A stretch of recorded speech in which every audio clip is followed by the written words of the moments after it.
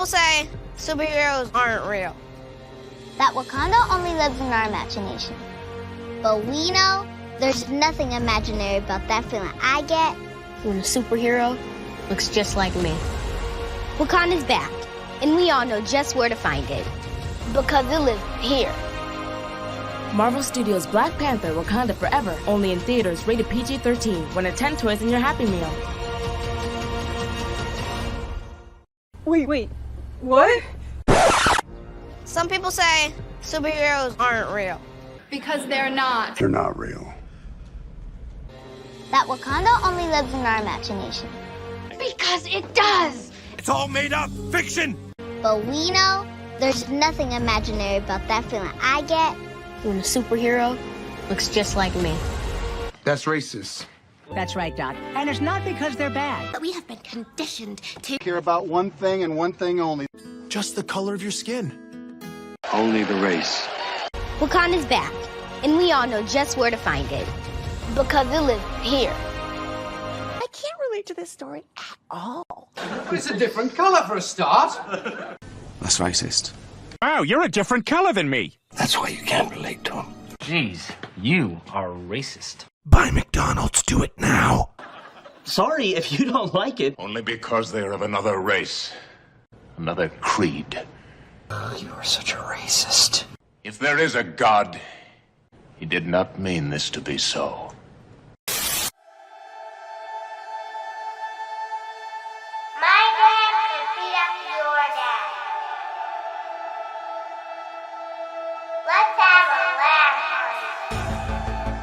In a world of remakes and remasters,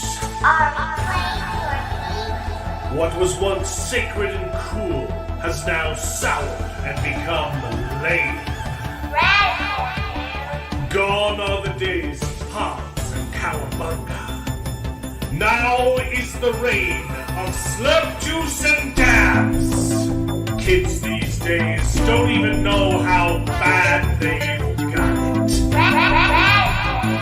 Now, it's up to the best generation to rise to the occasion and make a show that dares to go where a lot of other nerdy shows have already gone quite a bit. That's right. They're going to talk about it a lot.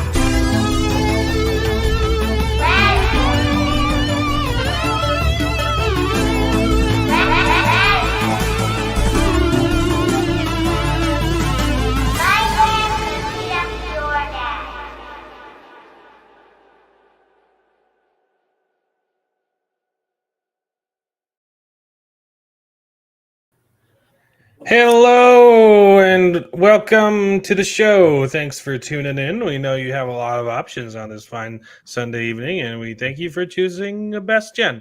The show is called Best Gen because we're the best and you suck.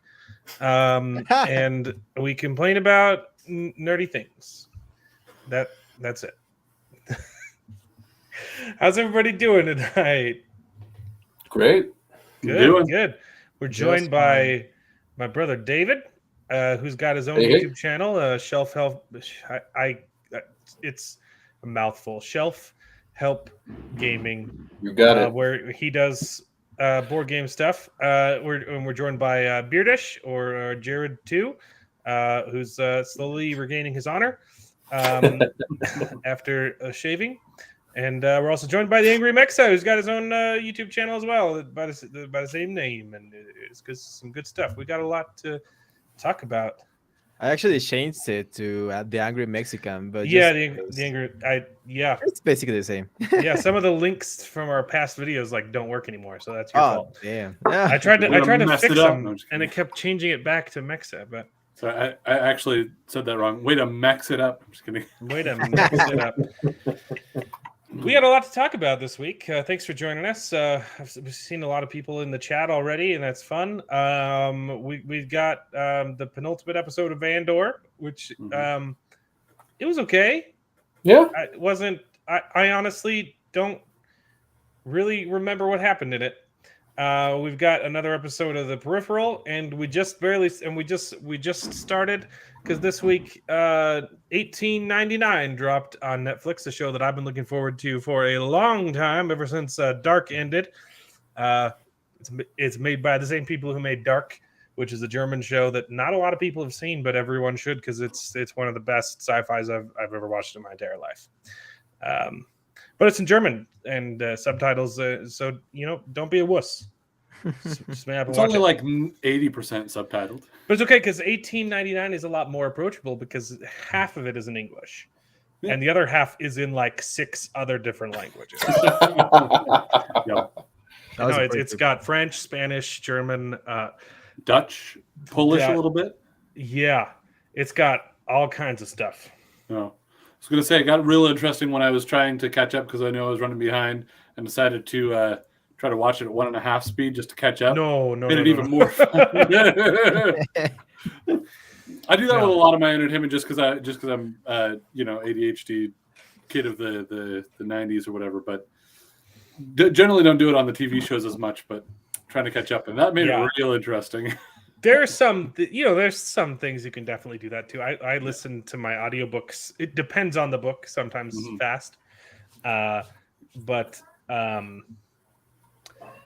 do it with 1899. It's a very atmospheric, moody, and it's the kind of show that you need to pay attention to because there was a lot of really. It was the same with Dark. There are a lot of subtle details that are important. So. I was keeping an eye on as much as I could. That's interesting. I didn't know you could watch Netflix at double speed. I do that with YouTube all the time. But it's only on the browser version because I checked on the app version on my computer and it wouldn't let me do it, and on my TV it wouldn't let me do it. So it's only in some of its apps. That makes sense. I'm always watching on Roku, so. Yeah.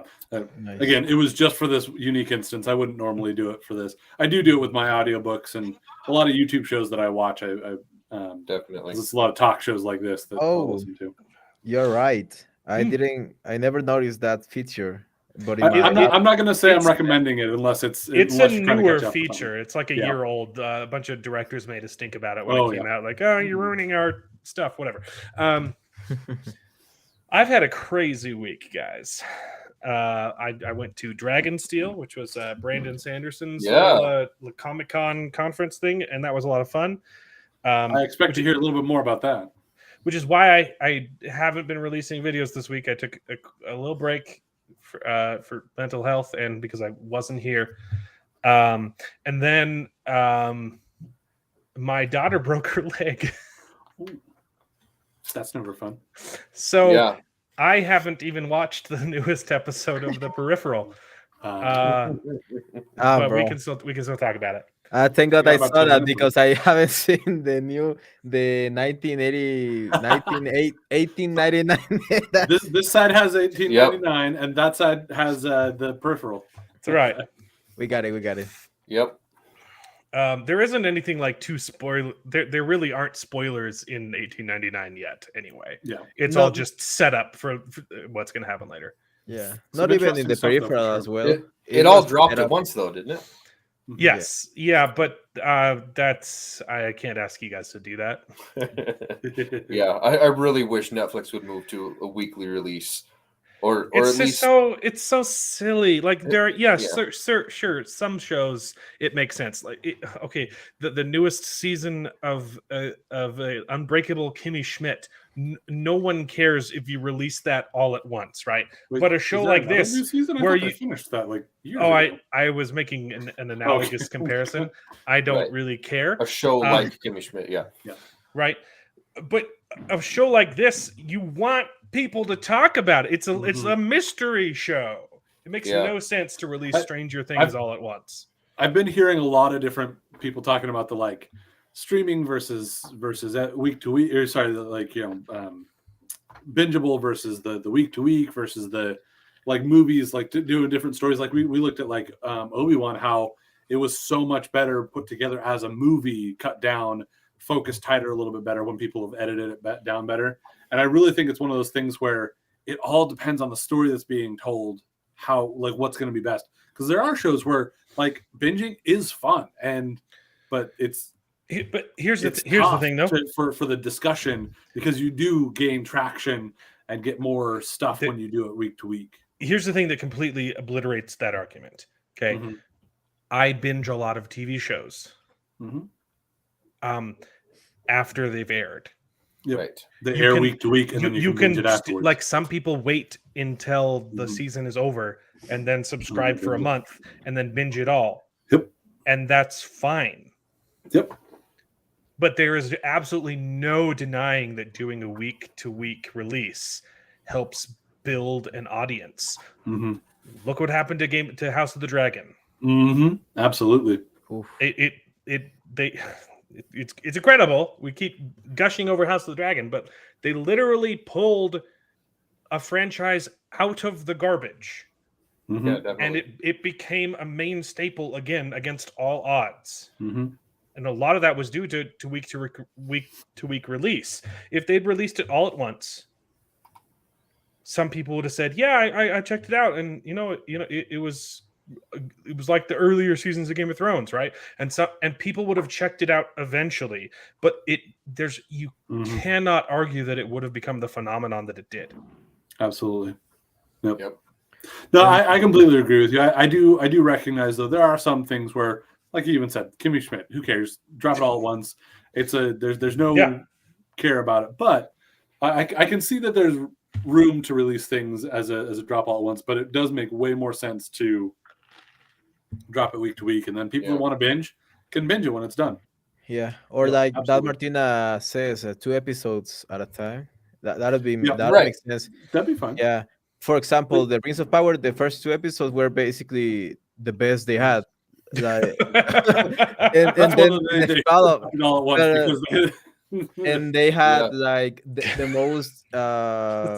most audience that they had were on those 2 episodes. And there was like a 66% drop off or something like that to the third something episode. insane. Yeah, you were talking about that last couple of weeks. Yeah, something crazy. I bet that we're going to talk about it in bad takes, because you probably saw the Nielsen top 10. Yeah. Where it's not even there. But yeah. I have a similar article. Yeah, I believe it was from week 2 to 3. So from episode 2 to episode 3. From week 1 to 2, episode 2 to 3, it was a 40% drop. There you go. And by the end, it was about a fraction of what they. I don't know. Every episode after that was like 20% from the previous episode or something. It dropped. It's pretty bad, and it didn't consistently from each episode. Whereas House of the Dragon Dragon pick up from the finale, like more. House of the Dragon gained viewership every single episode. Mm-hmm. Yep. Another example is Andor. Probably Andor lost all their viewership by episode 2, because the first 2 episodes were boring as hell, and the episode 3 was good, was really good, but everyone probably left by that. It also didn't start with that big of a number though. Because of what they did with Boba Fett and Obi-Wan. Obi-Wan, and Rise of Skywalker, Last Jedi before that. You get the delayed consequence of a crappy show. Your following show isn't going to have the same viewership. Exactly. That's what I talked to. About that. Yeah, I talked to a bunch of friends of mine too. They're like, "Oh, you're watching that Andor show?" And I'm like, yeah, it's actually really, really good. And like, oh, that's interesting, because I did not like the other 2, so I wasn't planning on watching Andor. I'm like, no, you should watch it, because it's good. It picks up. So that brings us to an interesting thing, though. I don't know, Alan, if you got that article that I sent about Andor being available. We can talk about it later. Yeah, we can talk about it later. Okay, cool. Or we can talk about it now. Later. But I definitely agree. Comedies are okay to mass drop. For sure. One, they're shorter, and also because people watch those at their own leisure as well. Mm-hmm. Like you don't go and, hey, you watched that last episode of Parks and Rec? Like, everyone loves Parks and Rec because it's fantastic, but it's not a water cooler show. You don't say, that big reveal when Leslie Knope made that joke. Like, no one. Yeah, exactly. Yeah, I think you're right, because comedies are naturally shorter. Most comedies only go for 20 minutes rather than the 45-50 minutes as regular drama shows.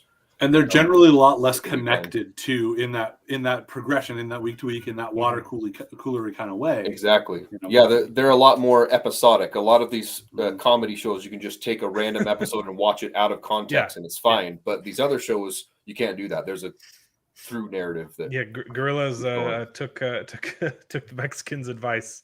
There you go. Start with episode 3 because it includes a recap of the last 2 episodes, which are basically unnecessary. Yeah. As a Star Wars stan, I enjoyed and loved even the first 2 episodes. I wasn't bored by them. I did have problems with Boba Fett and Obi-Wan still, but like I loved them well enough. But it helped that they released. Did they release the first 3? No, they released the first 2. Thought they did the first 3. I don't remember. It was 2 or 3. Because I think you were talking about how it was good that they released all 3 because the first 2 were so boring, and then the third one was important. It was smart to release the first 3 because they realized that they were the weakest episodes. Yeah, and you needed time to start caring about this show. Well, I think we need to talk about it now. Was She-Hulk a comedy? I couldn't tell. I mean, it was comedic in a different way than I think they wanted it to be. Exactly. Yeah. Yeah. So this week's episode of Andor wasn't that great, honestly. It just compared to last week's, which just blew me out of the water. Yep. I'm honestly struggling to remember what happened in this episode, other than the spaceship scene at the very end, which was that was the fine. one. That was cool. Scene that was very cool. Yeah. Something and you did get a little drop of because you got Stellan Skarsgård's meeting with Saw Gerrera and kind of confirming both of them being of the same sort of mindset of their sacrifices to be made. That was still wasn't quite as on board, but right. You know. That was still kind of a rehash of last episode, though. I almost felt less effective. But the difference, though, being is as opposed to him convincing, Mon Mothma or somebody else like that sacrifices need to be made, or not Mon Mothma, but the mole dude. That sacrifices need to be made, and this has to happen. Seeing that happen then with Saw Gerrera, and how he has to do that dance. There was a lot of like overlap and like things that were unnecessarily repeated, but it did give us some new things, and so it wasn't completely useless. It was a new. Yeah, I would say that half the episode is great, and half the other half is bad. Like bad episode 1 and 2 bad. I would almost say that the conversation with Saw Gerrera almost cheapens the last episode because you get what's his name? Saw Gerrera? No, Skarsgård. Lucian. You get Skarsgård. Whose character? Lucian, isn't it? Lucian. Yeah, Lucian. Lucian.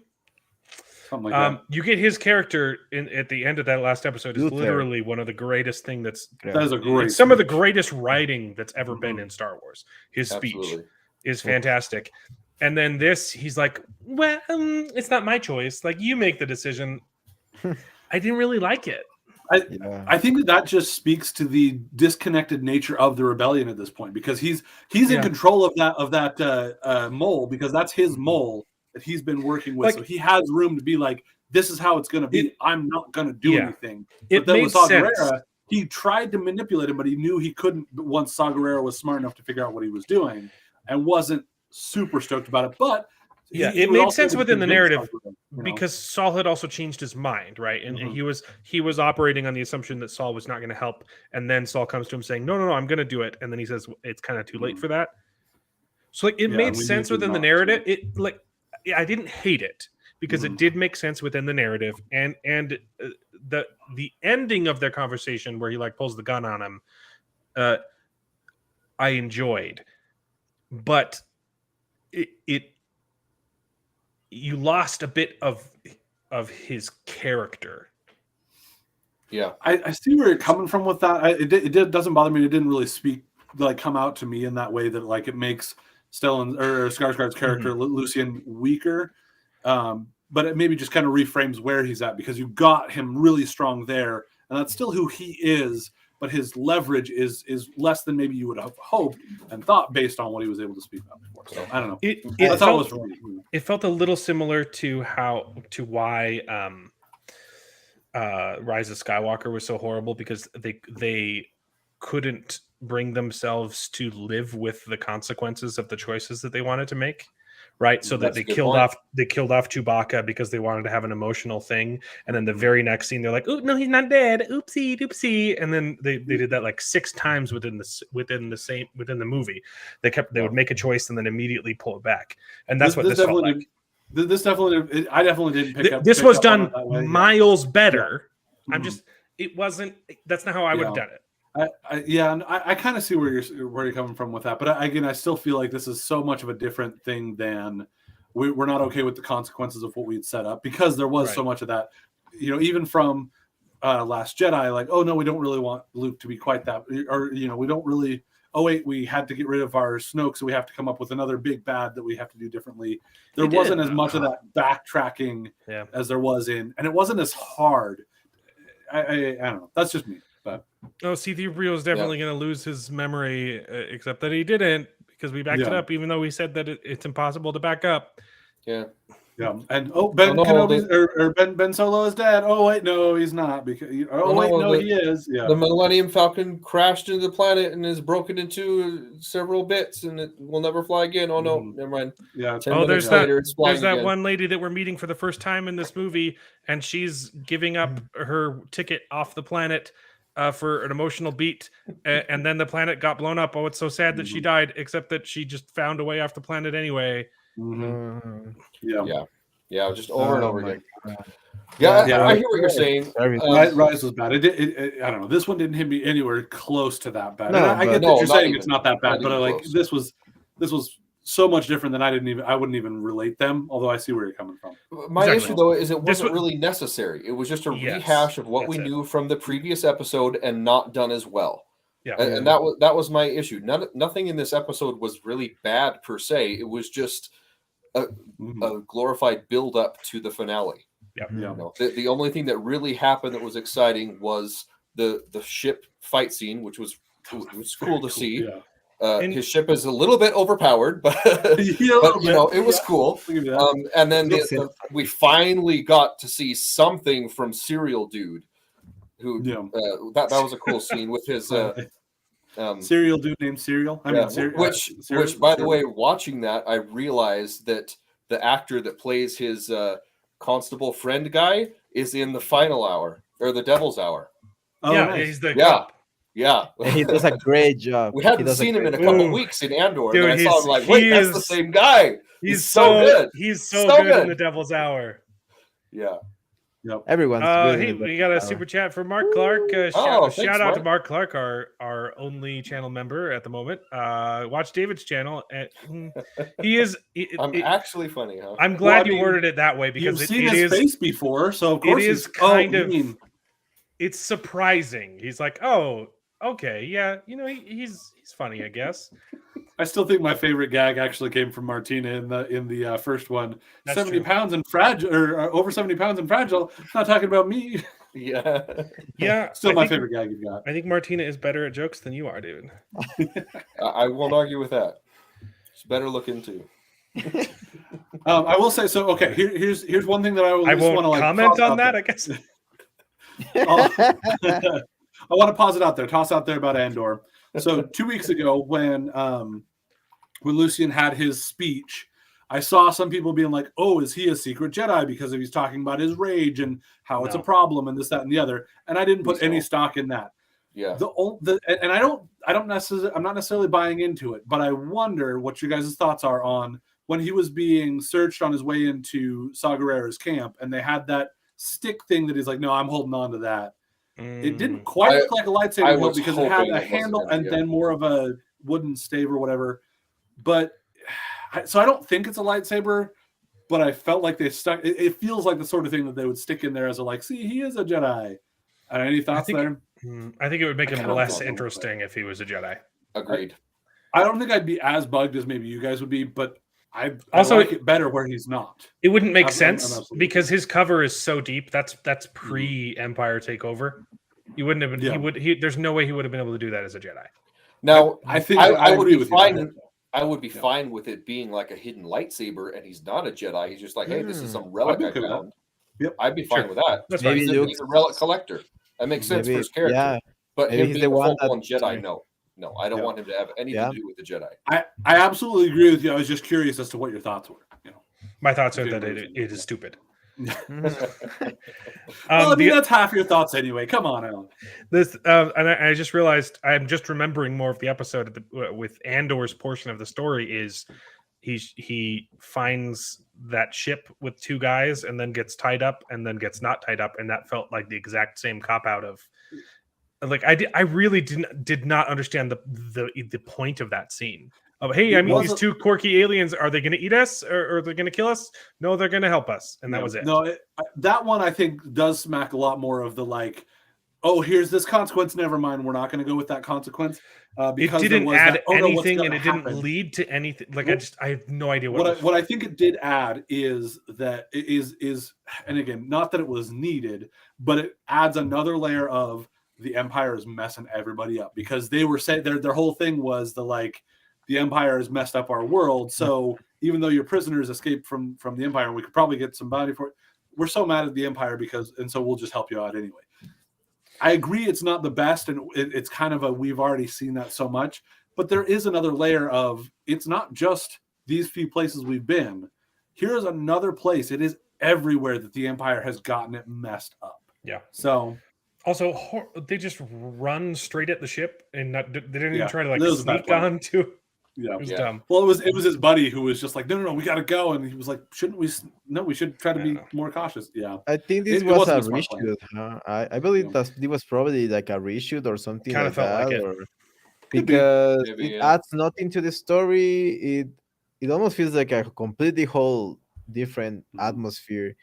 And I think you're right. They probably had something else planned, and then they had to say, "Oh, how do we get him from point A to point B?" Because he was going to go to C instead. That is something that I saw somebody point out, is that guy that he escapes with is actually in Rogue One. Yes, and I hadn't realized that until. Yeah, me neither. Someone I heard mentioned that, I saw that mentioned on the internet. I'm like, oh, that's cool. I didn't realize it was the same guy. I will say, with those two things that those two scenes that you guys have had issues with, I do recognize, even though I think that they did add something, I can definitely recognize how they're repeating things that have been done perhaps better in other places. But I do think that they were trying to add either another layer to it or an extra little bit of information, which speaks to the idea of it maybe not being as tightly written as other things that we've seen or as we've seen earlier in the show. But still, because it's not so egregious and it does add stuff, that's why it didn't bother me. Yeah, that part didn't mind me so much, and I did appreciate those aliens. That turtle alien thing was really cool. No, they looked cool. Most of the time they actually in the spoke show, alien-y. yeah. But most of the time in the show, we've seen aliens, but they've mostly been in the background, like in Mon Mothma's, soirees or whatever. You pan past an alien. Or at this is the first time. Or at Saw's place, there was a couple. You got two tubes. He was in Rogue One or whatever. But yeah, this is the first time we actually saw an alien species that had a speaking role and moved around and stuff. It was cool. I liked it. It was nice. It was well done. Yeah. Oh, I don't remember if it was this episode or if it was the previous one we had with Saw, that we did get some interesting kind of background on the with the rebellion and the different fractured pieces of it, and how there would be human only versions of it, and there's also still groups that are considered separatists that are involved as well as, and I liked that, and that was something else that kind of was to your point, to me, allows it to not be such an egregious oversight or we got to save money, so we're only going to do this. It fits in the world that there would be. We're focusing on areas that just happen to have a lot of humans, because there are people who would be humanist, even though a lot of places that we've been are very alien, an alien or whatever. But I also don't feel like it set up the finale very well. Yeah, I kind of don't know exactly what's going to happen. I was going to say, it depends on what they get with the finale. I don't care about knowing what's going to happen, but I don't feel the tension that I used to feel in this same show of something big's going to happen, other than a serial guy's going to show up. Yeah. But we don't even know what Andor wants right now. He doesn't have a current goal other than to get away. He did find out about his mama being dead. Yeah, does he want to get away? I thought he was going to go back to Ferrex. his Ferrex or whatever. I literally do not know. He has I'll be to. willing to bet. Yeah, and I didn't mean necessarily that you needed to know what was coming. Although you have a good point about it, just not feeling like there's a pending something. But I just meant for me, once we see the finale, it'll make more sense as to whether or not it built up to something. But you're right, you're not feeling the anticipation. Yeah. I do think that most likely he'll go to Ferrix, and there'll be him trying to keep away. But I my guess is the ending point of this show will be getting him to actually join up with the rebellion or with a rebel cell at the very least. For sure, but and obviously he has to go to Ferrix because that's where everyone's expecting him to go. But there's his no mom's reason for him already to go to Ferrix. Exactly. His mom's already, the funeral's already happened. They mentioned she's in the bricks already.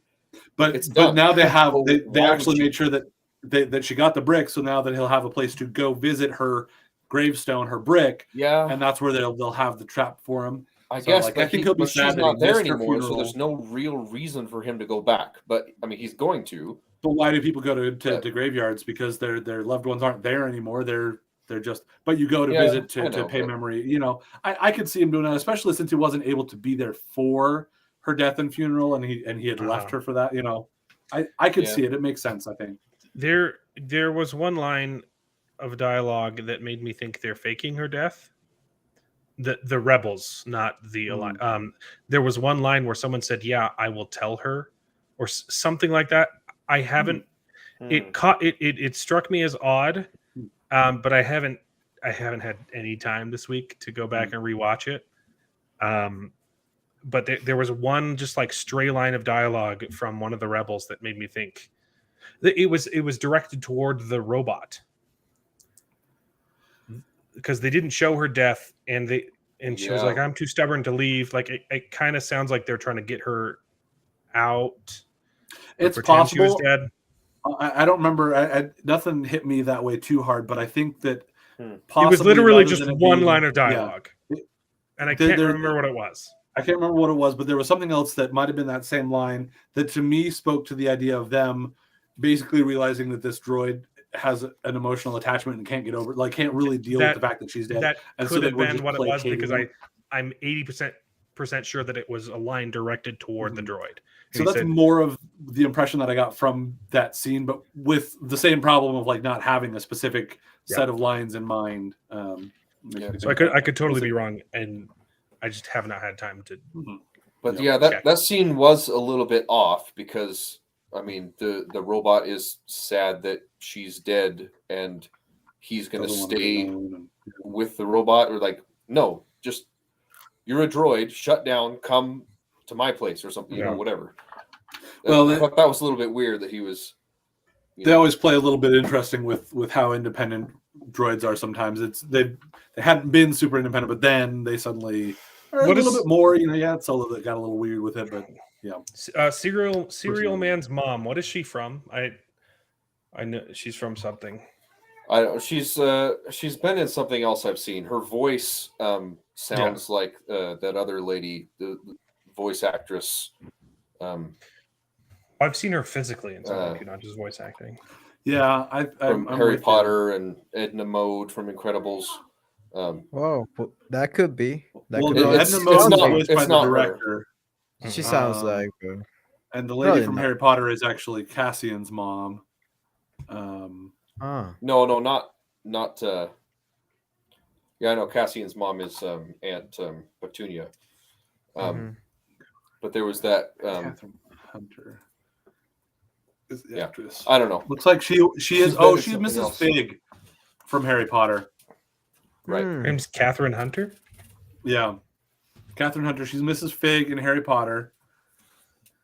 I'm remembering. She her was from in that something Tragedy else. of Macbeth. No, it's like an older movie. I don't know. Yeah, I don't really have anything else to say about Andor. I mean, there was probably the scene with Rex or Lex or that sexy Latina girl that she gets Bix. all Bix. That she is hot. Yeah, but she's a good actress as well. Like that scene when she returns. Oh yeah, from yeah, the- sure. Yeah. No, she but that crying scene was legit. You felt her Yeah. fear and stuff. that was a good scene. One of the Mhm. few good scenes, with the battle. But it gets me angry that this is probably one of the most expensive episodes, and it's one of Yep. the least important ones, and Yeah. the ones with less story behind them. Is just basically dialogue reacting to things. Mhm. Like everyone's reacting to the mom's dead, or everyone is getting out of the prison, and that's all Mhm. it has. Well, the only interesting part, you said it already, was the whole thing with Saw Gerrera. I Mhm. don't like Saw Gerrera. I never liked him. I played that awful video game. What is it called? The Yeah. Fallen shit. Oh, Yeah. Jedi I Fallen played Order. I that love game. that video Fallen game. Order, Like, yeah. Oh man, come on, I'm a Star bro. Wars fan. Though. I mean, like, yeah, I mean, I take my it was so I boring. take my It opinion was with a bag of visually rocks. Also, impressive. It has I'm good things, but I'm with you there. I was very disappointed with that game. my God. And I bought it. it was short. What got me angry was that I bought it physically, and I was like, oh, I have my first physical game in this I console got or it. whatever. I got it for free. It was one of those like free games on Epic or something like that. Yeah. He is one of my least favorite parts of Rogue One. His Mhm. whole bit with the Borg gullet thing didn't Yeah. actually yeah, fit the tracker make sense that because octopus mind reading thing, that was So terrible. I stupid. hated that. Oh but man. That was it really the one of my only least part favorite of parts Rogue the One I game. hated. Mhm. And then he just decides to die. Yeah. Yeah. By that point, I just didn't care enough to be like, Rockstar, he just man. had to die. It was more Oh, of the come like on, bro. he Fallen leans Order. so much on this Borg gullet, but the Borg gullet tells him that Bodhi's not telling him the truth. But we know Bodhi is telling him the truth, so the Borg gullet is complete BS. And then he ends up like, I don't know. It's just like, Yeah, it just speaks it to was him just being weird. I guess I don't know. Yeah. It was weird. Here's the thing with Mark, Fallen I'm Order. with you. Fallen Order needed to be twice as long as it was. It probably should have been. It was pretty short. The Agreed, yeah. progression happened so slow that you don't actually feel like you're a Jedi until the very end, and then you get one mission where you get to use all of your Jedi powers. That was my whole. And it was glitchy as heck. There were Oh, so my many bugs. God. I didn't have There were so many game-breaking bugs that I had to just completely shut the game off. And I didn't lose a have bunch of any progress. bugs, and I played it like I a had no year bugs. before you did. It was. Bro, I buggy. played it on release, bro. weird. There was I stopped playing because there was a mission that you could not go through because there was a bug impeding you to move. Because if you fall some way, you fell some way and you couldn't move anymore, and you had to restart the game. Oh, it was so. Was that on Dathomir? Because before you were supposed to get to Dathomir and you had the powers for Dathomir. Probably. Because I think I'd heard about that, and it seemed like there were some places that were really, really difficult, but I was able to get through just fine. There was a good game at its core. Yeah. But the execution was just not done well. There were a couple, parts that were good, but it was a huge disappointment for me. I think the ability to use the force powers was really well done. I didn't mind the progression either, but I liked it too. My issue with it was the ending, because again, it just literally Disney doesn't want to commit to anyone dying in their they want franchise. heroes for people to be able to buy toys. The ending literally comes out of nowhere too. The game just decides to end. Yeah. Like seriously, it would have been so much more impactful if the mentor dies, or you die. Yeah. I think Cal should have died too, because it would have made an amazing. Because one issue with video games that they have to constantly address is when they come out with the sequel. Where you have to start from scratch, right? You can't start up super powerful. Well, yeah, so you have to lose your lightsaber or sequel, something else, or have some mental block. The girl is going to be the main character for this. That's what. But that could have makes done sense. that with what's his name? Kel? Cal Kestis? Cal Kestis, yeah. So he should have died, and his mentor should have died, and the Night Sister lady should have picked up the Jedi holocron, and it would have been such a cool game of her learning to use Jedi powers, but also having Night Sister powers. That would have you could do an awesome progression, multi-classing in Night Sister magic and Jedi powers. I've been loved, awesome. You told me about this before. I've loved this idea that you have on that. Yeah, but like no one died other than the obvious turncoat at the very end. Another big so obvious. Oh, I'm going to be good at the very end for no reason because I'm a female. Oh gosh, so stupid. Yeah, but I love the game up until that point. And I'm like, oh man, they messed it up. It should have been a Rogue One ending with Vader just like, oh, I'm so awesome. I won the game, and then Darth Vader just comes in like wrecks everybody. You're like, oh, I guess that's that. I liked Darth Vader at the end. It was a fun. That was a very cool. Him coming in was cool. But he should have killed us. And the other big problem was cool too, because it's like you can't beat this guy. Whatever you do, you can't win this fight. Yeah, that was good. It just should have ended with him dying. You should have just failed escaping. And I feel the same way about Rogue One, because what bothered me most about Rogue One, not that everybody died, but that it felt like the way that they wrote it, they expected everybody to die, so they didn't give them. They didn't make it seem like they were trying to survive. And so everybody just kind of like, oh, I did my thing and then I die. Like there was no.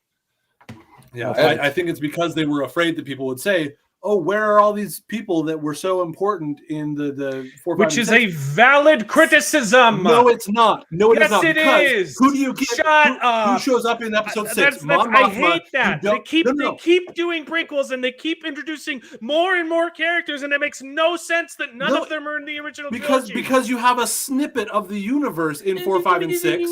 Because guess what? Who was involved in the rebellion the entire time? Mon Mothma. You don't see her until episode 6. So where the rest of these guys that could have survived, you could have had them off with Mon Mothma or something like that. Jedi.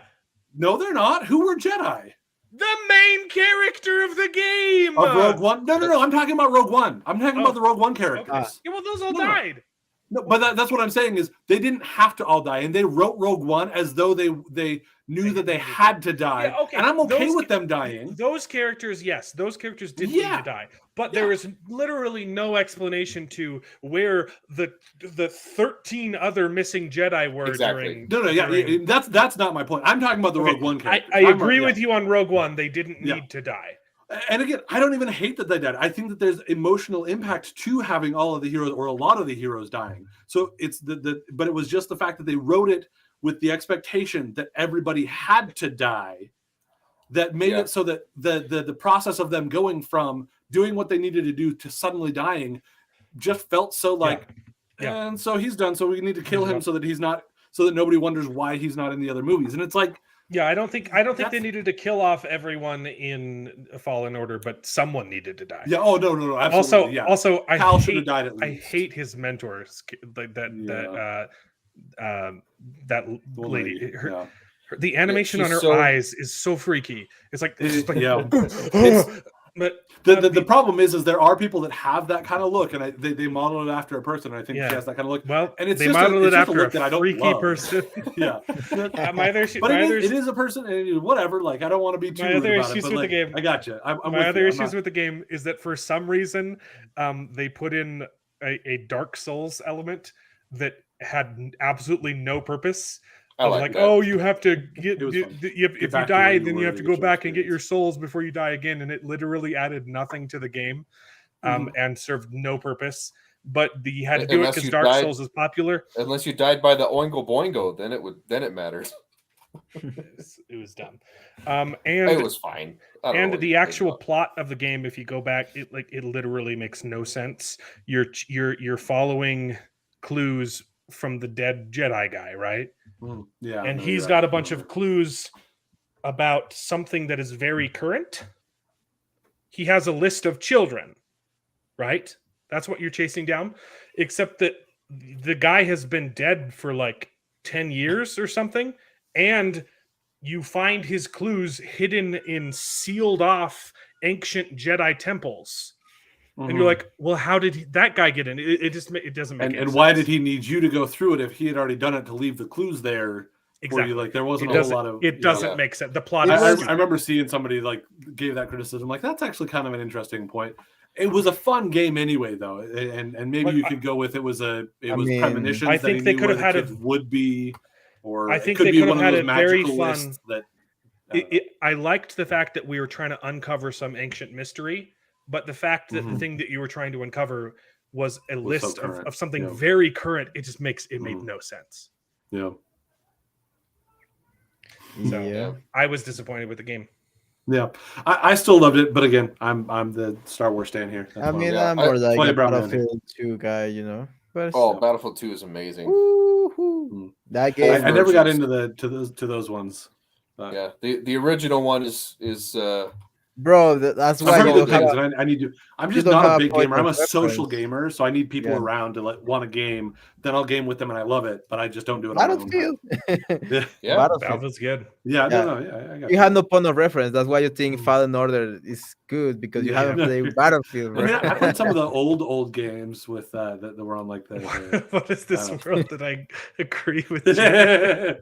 Oh yeah, he already gave you guys rocks for not liking Fallen Order. He loved. He hasn't given me rocks yet. He gave them. No, he gave rocks both AngryMexa and what? TechMex. All right. Well, I was on a rant and I missed him. I don't know what progression you have on here, but I really want to hear some more about how things went at Dragonsteel. So you should. Talk about that. It was fun. They didn't announce any movies or TV shows. I kept on looking online for any news stories. That was like the first thing he said. Guys, we're not going to announce anything. Okay, he said we are going to, but we're going to do it right, and that takes time. That's good. That's a good answer. It actually makes me is happening. It actually makes me a little bit sad because that makes it less likely that he's going to do it in the State of the Sanderson, which I was really hoping for because that would make a lot of sense for him. But it might be like connected to it, but it'll be its own separate thing, like a video. So Gojira, are you talking about episodes 4, 5, and 6, or 3, 4, and 5 of Andor, or are you talking about episodes 3, 4, and 5 of the movies? Because that's a weird set to say are canon from the movies. 4, 5, and 6. I think 4, 5, and 6 would make sense. And 3, maybe a little bit. Yeah, 3's pretty good. But I'm probably talking about Andor. Those may be the ones that you like the best, but it's kind of an odd distinction that 1 and 2 somehow are not canon, even though they were all made by the same. Are you talking about the movies or the TV show? What are you talking about? You got to be more specific, okay? I need to know, Gojira. Anyway, more Dragonsteel.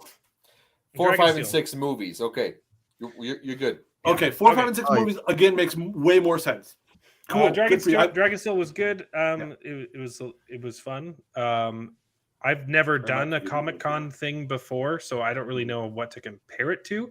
But I enjoyed myself. There were some interesting panels where they talked about nerdy stuff. Like there was a really good one where they talked like, here are all the Easter eggs that you missed from every single book. Nice.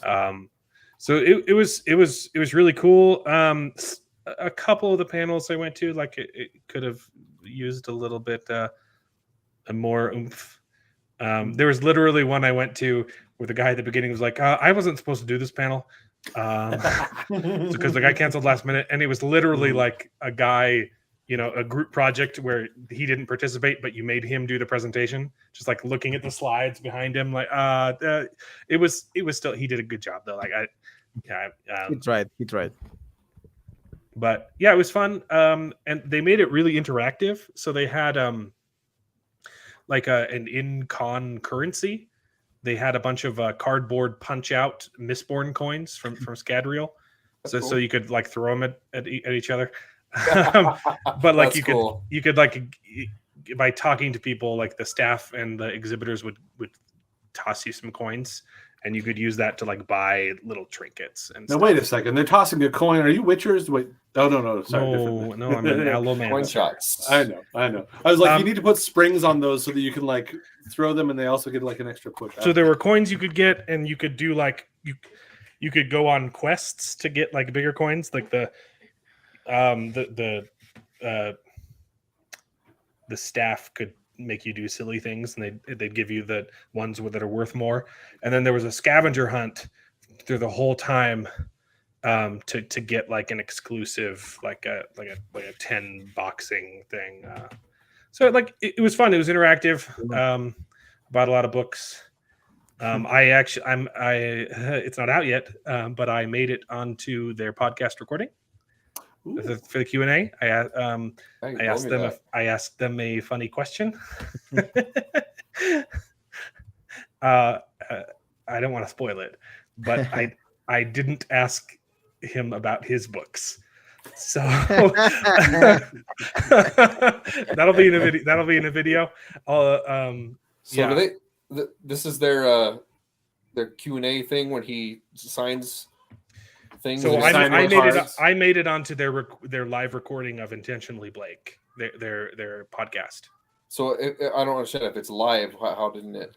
Does it come out on? I don't think they live streamed it yet. Yeah, they might have live.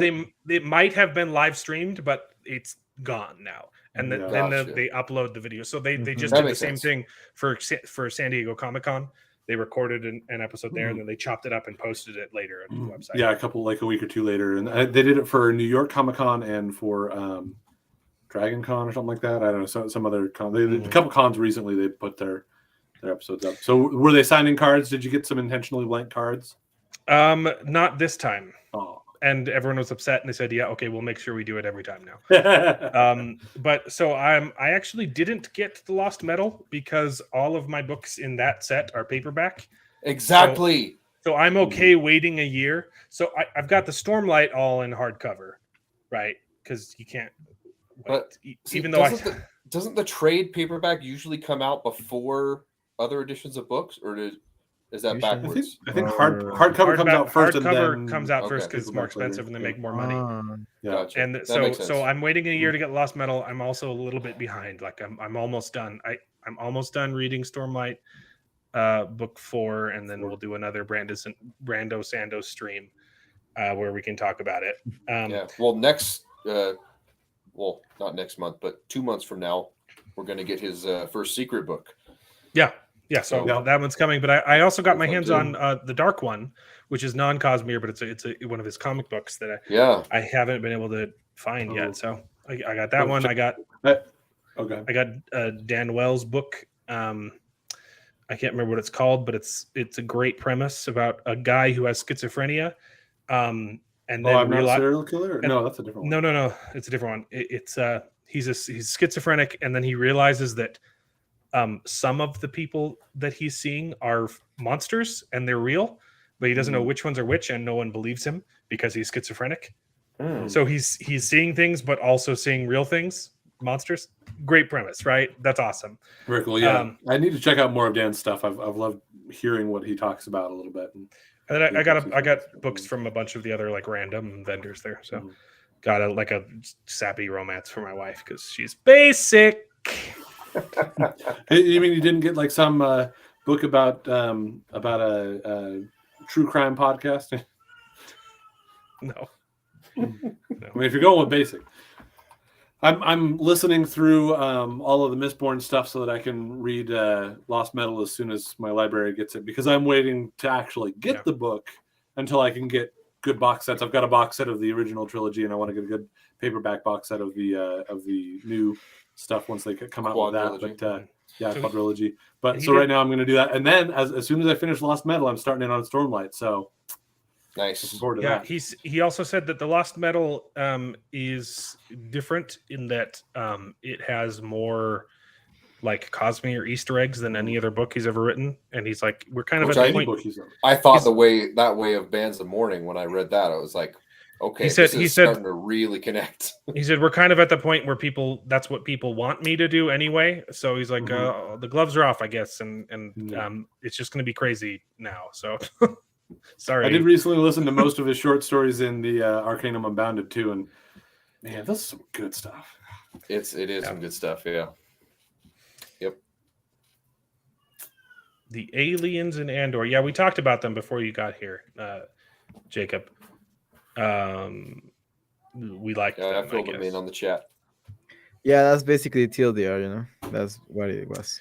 TLDR. I don't need to show you a comment. You can read it. It's in the comments. Bro, but that premise that you say from the Dan Wells book, it's really good. Reminds me of the Devil's Hour. And that was a good recommendation. Yeah, it does kind of sound like the Devil's Hour. Do you like it? You liked it? Bro, I was like 2-3 episodes in and I was like, my God, what did you just recommended me? And I was waiting for the twist, but the payoff is amazing. The payoff is amazing. Is everyone done? Did you finish the whole thing? Did everyone finish? I haven't watched it, but go ahead. You're fine. I'm not worried about Yo, everyone's gotta watch it, bro. And Yeah, I know it's it's so hard good. to stick it to the end, but if you pull through, because there are some Yeah. slow parts that I hated the ending, but it was so good. Like I couldn't complain about it. No, the Like, ending is perfect, dude. The ending is perfect, but I still hated it. I was like, no, like, I don't want it to end that way. Did you? So it's did more you like you're angry about Did the you ending, understand not- the ending though? Yes. Did you actually? beautiful. Did you actually understand the ending? Again, you can explain it. I'm not worried about spoilers. Yeah, it's Okay. really good. And Well, the twist, go watch the twist is, I've never seen anything like this before. You think it's going to be, oh, there's a bunch of parallel multiple realities and time travel and that's not what it is. It's like, oh, it's brilliant. It is. It's multiple realities. But that the whole that time, isn't. That the whole isn't. time we were in the multiple alternate reality that was never supposed to exist. Yeah, but it's still not multiple. Like it's like a repeating reality. Yeah, right. It's different than any other. It's not multiple realities. It's more like a loop, Groundhog Day, than it is multiple realities. It's like keep doing this until you get it right. That's it's basically it's Groundhog Day, kind of. Yeah, you're right. It is kind of like Groundhog Day. It's so good. Oh! By the way, real quick, I do want to address, because Gojiro was asking, since we've talked a lot about Sanderson for a minute here, where would you recommend starting with Sanderson books? Warbreaker. Oh, I love Warbreaker, so I will absolutely go. Yeah, I will absolutely second you on the Warbreaker. I think Warbreaker is the answers. There are three answers. Yeah, it depends on what kind of reader you are. If you've never read anything Sanderson, you've never read any big epic fantasy, Warbreaker. I think Warbreaker is the perfect starting point for many reasons. It's also just one book. You can read it and be done, and you don't have to delve any deeper. Warbreaker is my favorite Sanderson book. It's great. It's wonderful, and it's just one book. Now, if you're kind of more versed in fantasy, Mistborn is the better series, but it's a trilogy. It's 3 books, and then 4 books after that. And it's amazing what it does to the genre.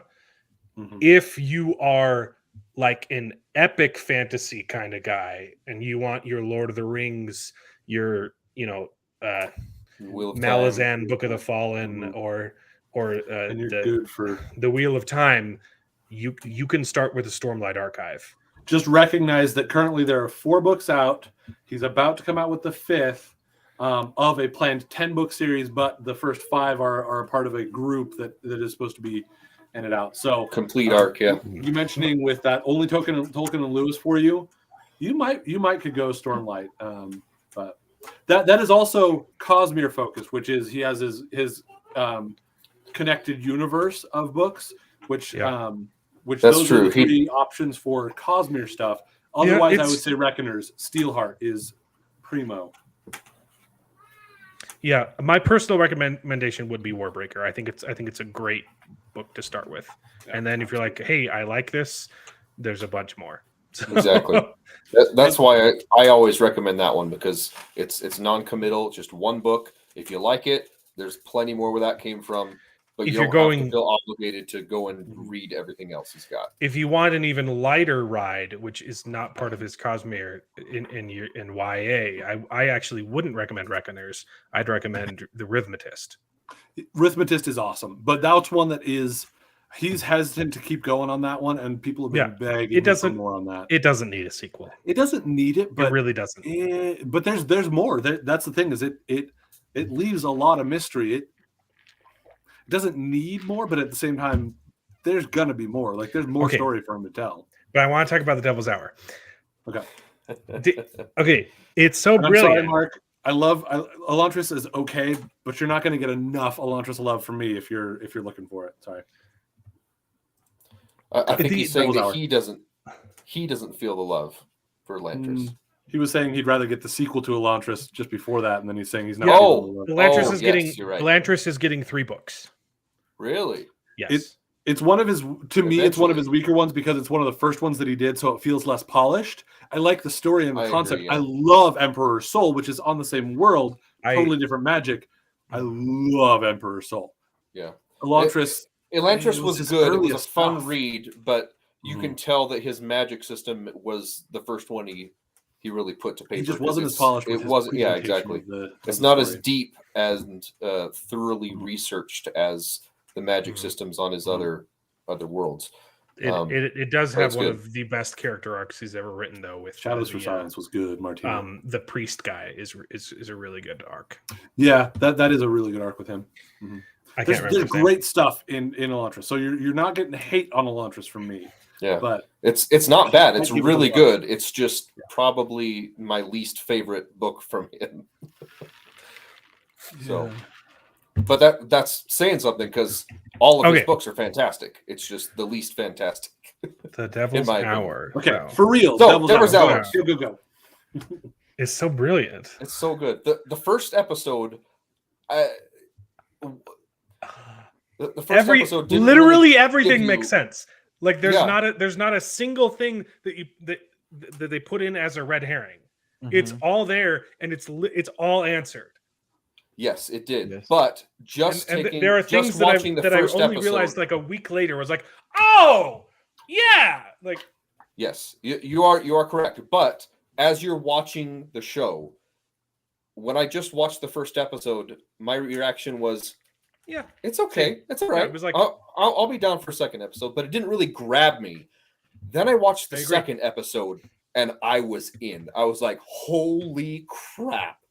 This is really good, but the first episode, I just wish there was more of a hook because, like I said, I finished it and I was like, it's okay, all right, I'll watch another episode. To be honest, for the first episode, because I didn't know, because it takes you unexpected. Like it's slow. It's a slow burn.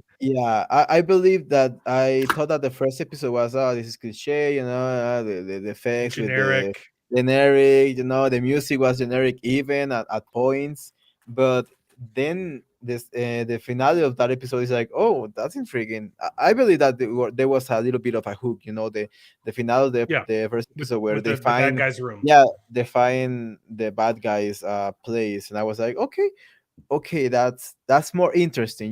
This guy is predicting the future. Or that's what you think, that this guy's predicting the future, or that he has maybe he's from the future or something like that.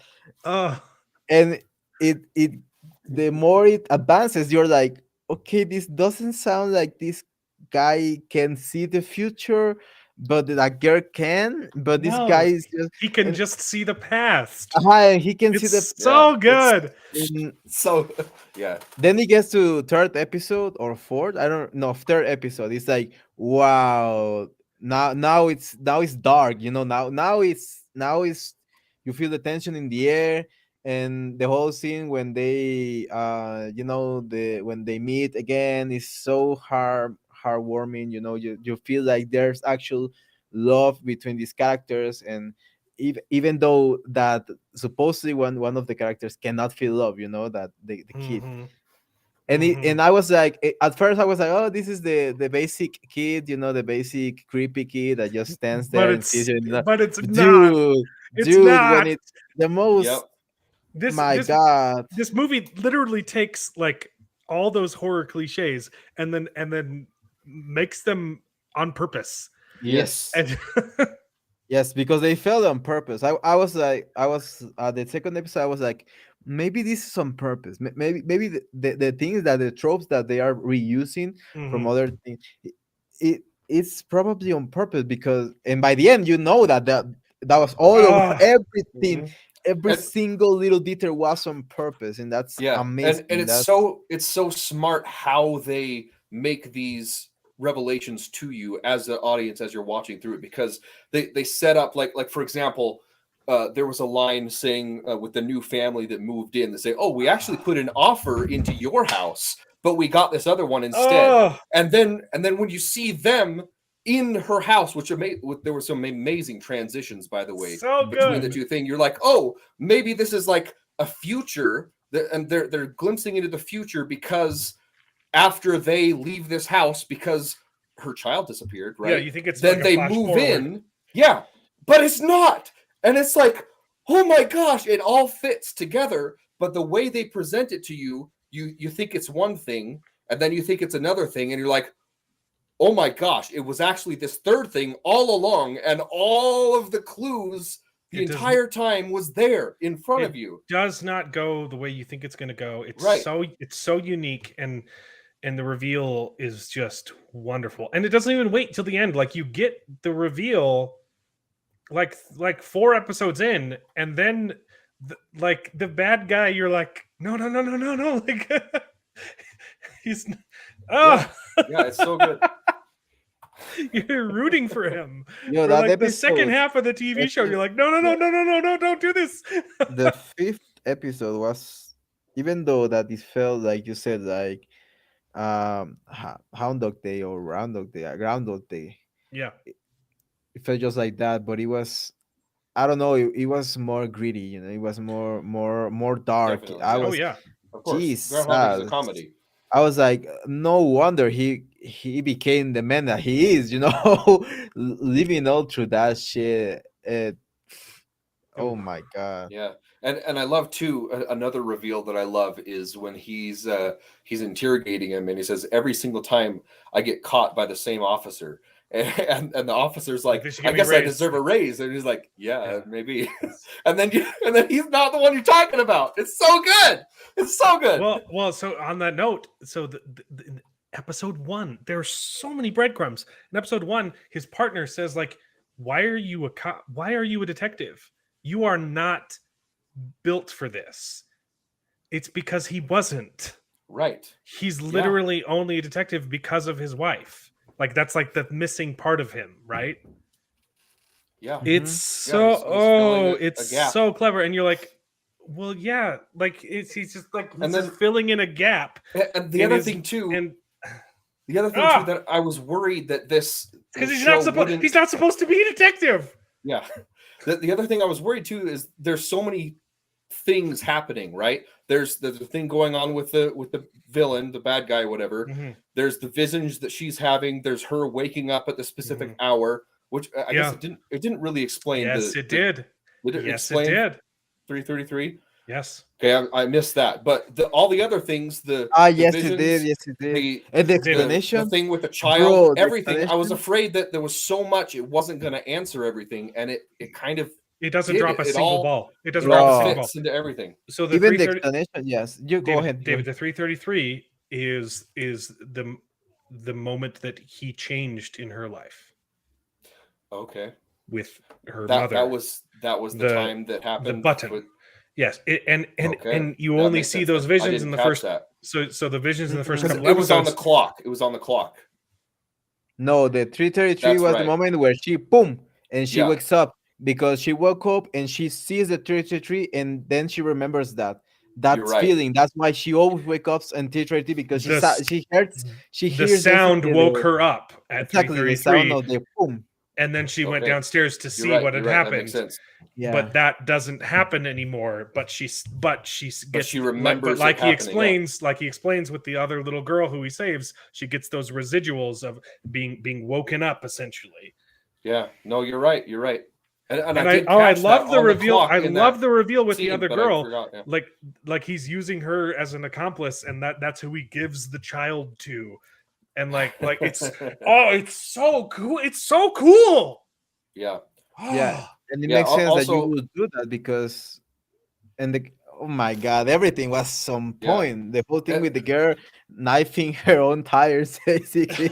It's so good. Yeah. So and then the reveal too that he was the one that stopped her because in a previous life he was in prison and she went to visit him and she told him the most terrible thing that happened to her.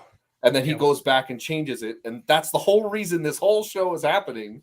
Yeah, what's the worst thing you've ever experienced? And he did that just so that this time when she caught wouldn't her, get caught. he would believe her. Well, he did it so that he could, because she kept catching him. Yeah. And, but she said every single time in the interrogation, have you ever believed me before? Yeah. And you've never believed her. Yeah. And he did it this time so that she would believe her. To wake her up. So she would believe him. And so that, was so good. So that in the future, she will stop trying to catch him. Yeah. Bro, Mark, that's good that you don't know what we're talking about. Yeah, because that means watch it. Just go watch it yourself. This series, we're talking about the Devil's Hour. This show cannot be spoiled. That cannot be spoiled because how do you do spoilers for this? I cannot even explain what just happened. I don't know. Even if you explained like a spoiler, like it wouldn't make sense. Wouldn't make sense until it happened on the show, and you're like, oh, okay, I guess that was spoiled for me. But so good. Well, one more thing. In case you missed it, it's a show on Amazon Prime called The Devil's Hour. It stars Peter Capaldi, who was one of the doctors, and a bunch of other people who I've literally never heard of before, and it's incredible. It's only 6 episodes long, and that's the thing. They left it open-ended, so if they want to, they could do a season 2. I don't want a season 2. I think it's much better as just a standalone. Like it's just a pocket of perfection. It's so good. How could you do that? How could you? No, well, you could just do more iterations. It wouldn't work as well. Exactly. I mean, they know how it works. I don't even know if I don't know if they would, because the show doesn't seem to be that popular, and that's sad. Like. It also wasn't super expensive to make, though. Like it's just a bunch going of people. to make... It's literally just a bunch of people talking to each other, it's going to and make money, maybe setting one house on fire. Like, yeah. So another thing I would like to talk about is her husband, ex-husband, douchebag guy. Her new. Oh my husband? gosh! No, her new husband in the with the kid. The white guy, not the brown father one. Of the kid. It's hard to talk about it without. He is such a freaking douche. But he is written so well. That's what I was going to say. This Makes is how sense. you write a douchebag character. You don't come out and say, "Oh, hey, there's a hot thing. I'm going to go talk to it," like in She-Hulk. That's not how people act. People act?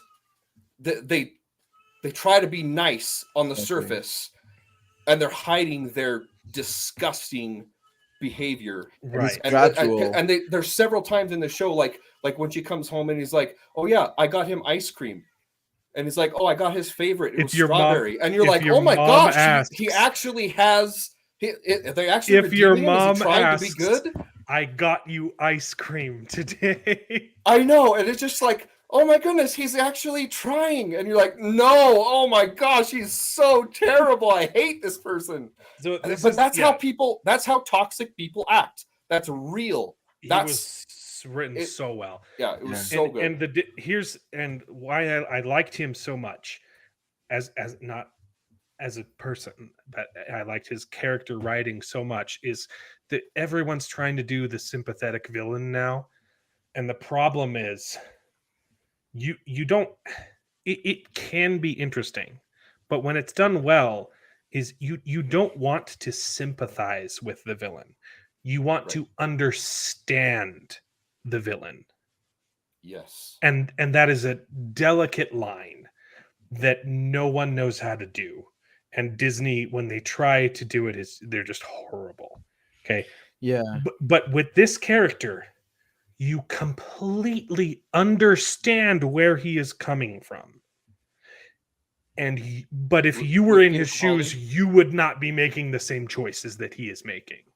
Like, I get it now, right? Not Capaldi, the husband. Oh, okay. Oh, yeah. Like, I understand why you are doing what you're doing, but what you are doing is bad. Yes.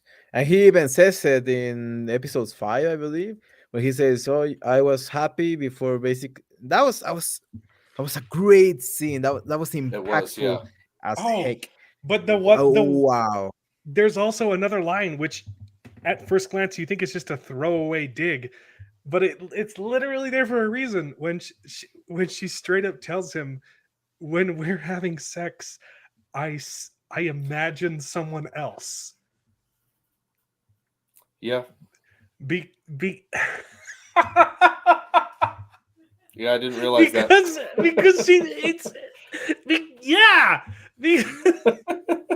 because he's supposed to be someone else.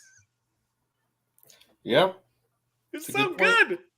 It's so and then too, another thing was the conversation with the child and the grandmother. It's like, hey, I'm not supposed to be here. And she said, yeah, me too, or something like that. It was just something that was mentioned under their breath. It was like, oh, okay, yeah. You're right. Neither of you were supposed to be here. One of my favorite scenes, though, is with the mom when she's just watching TV. Oh, yes. And answering the trivia questions. Yeah. Oh, that and then was the so nurse well turns done. it on, and you're like, wait, what is going on? Yeah. And she's just talking to the roommate that isn't there. And it's so good. Yeah. That was probably, like, that wasn't necessary for the plot. But it added so much. Like, that was probably one of the balls that I wouldn't even call it dropped. It was just there to paint the picture, right? But probably didn't need it, but I loved it. I loved it. But it was to set the universe. It was to, because it made more sense, because you were wondering what is wrong with this lady. I was the whole show, this is schizophrenic or something like that.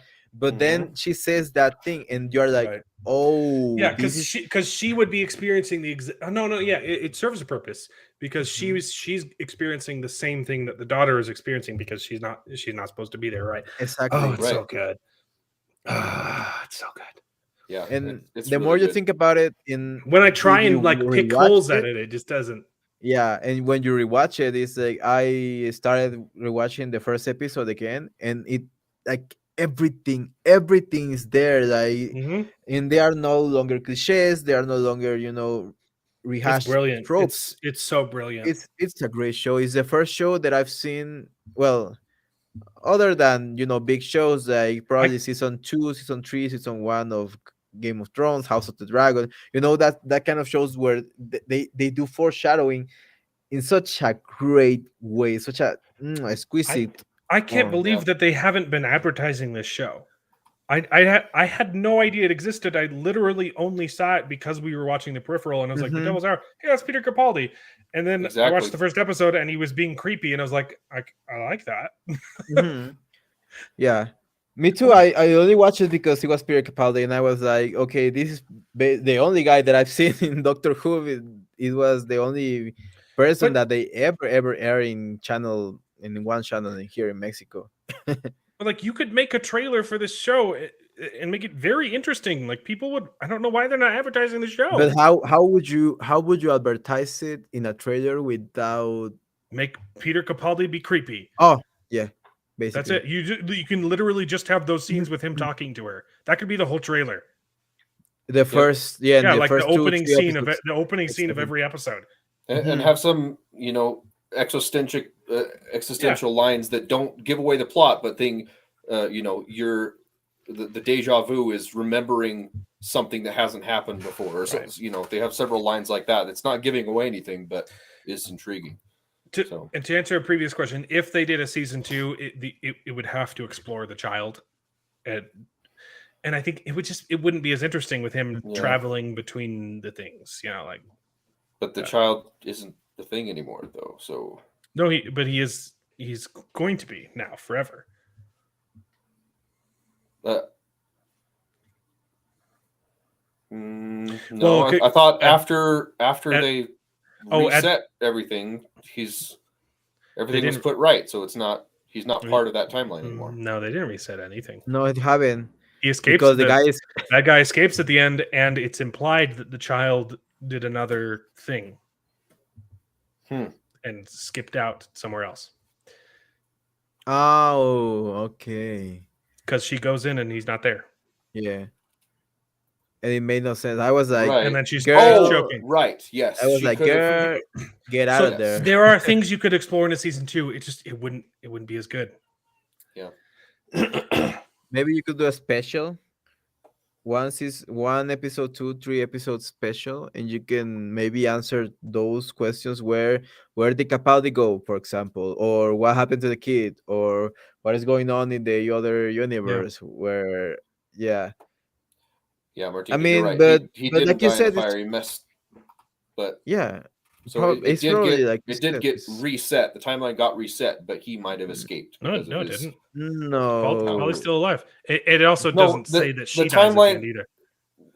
It's implied because it w- shows that there was a different No, timeline when she's the police officer now.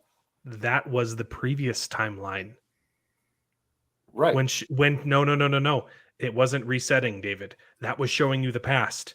When she started coughing, she was having a flash forward Mhm. to her coughing in the building she was investigating.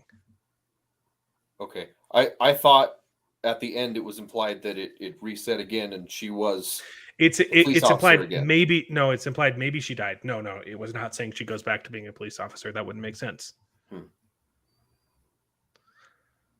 It was showing you her past incarnation. I think that makes sense because that is the timeline. Why would she go back to being a police officer? Because that's the intended timeline. But what changed? Why would she go back? He's in the Capaldi's still saving her mom. She's not going to go back to. She's still she's still going to be married to Douche, and she's still going to have the timeless child. Right? Okay, I understand now. Child. When she went in the future, that is forward, break, Martina. And when she has cancer and all this stuff, and she goes talk to Capaldi in prison, and she tells him the worst thing she ever experienced. That was in the past when she was still a police officer. But then Capaldi resets because he said that's the only time that I waited for you that long, and that this is the longest period that I've ever lived. Yes. So I was wondering if she went to that timeline that he was talking about, or she went. I'm sorry, if she went to that timeline when she, whatever, or she went to another timeline where he didn't save her. I mean, he didn't save her mom, and she that was the timeline in the prison where you see future Capaldi and lady who's got cancer. That is the timeline that takes place directly before the timeline that you witness in the show. Right. And this is the first time where she's not a cop. But then there's a shot at the very end with her back in her uniform. Yes. And that is a flashback to her having a flash forward to her choking in the future. That is one of the deja vus. That is one of the deja vus then. I mean, her going through that's what she said. Oh, it's a deja vu. Holy. She was having deja vu of something she was going to do in the future. Holy moly. Okay, I'll have to go back and rewatch it because I'm pretty sure I was convinced that it reset again and she was back on the problem is, Martina, the problem is she loves her son. Yeah. She is going to do it again because she loves him. If she doesn't do it, he does not exist. She has to keep I know. him. That was the ending though. So when she cooks, it reset and went back to normal because why would it go back to normal? Because why would it go back to normal? Because She's he not said going to let we're it go on back the to wrong normal. We're on the wrong path. You're not supposed to be here. David, there is literally nothing in the finale that implies that they go back to the previous timeline. That's stupid. That's why they actually show. I'll have to go watch it again because it showed at the very end. I'm pretty sure it showed you flashbacks to the previous timeline. It doesn't say they go back to it. Okay. So the whole time when she's having these, there are no flashbacks from a previous timeline. She's watching a future timeline when she's coughing blood and all that stuff to another timeline where she also lives through the police officer and cancer and holy, this show is so complex. It's so good. It's so good. It makes you feel good thinking about it. It's not like the Rings of Power. The more you think about it, the more you want to bang your head with a pen and And oh my god, this show, bro, this show is so cool. Listening to us talk about the show is like reading Braille while you're not blind. Yeah, That's a good point. Yeah. We should probably get off of it. Go watch it. I'm gonna have to rewatch So at least the last cool. episode. I'll I'm probably gonna rewatch the rewatch whole thing because the whole thing again because so yeah, damn it's good. really good. It's really good. I'm making my wife watch it eventually, and because I'm gonna rewatch it because it's so good. But we've got some bad takes, so let's do that. Screen Rants. Bad takes.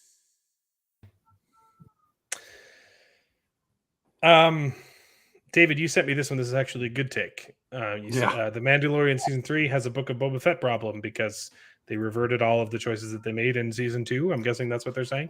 Yeah, that's exactly what they're saying, and it was something we've talked about before.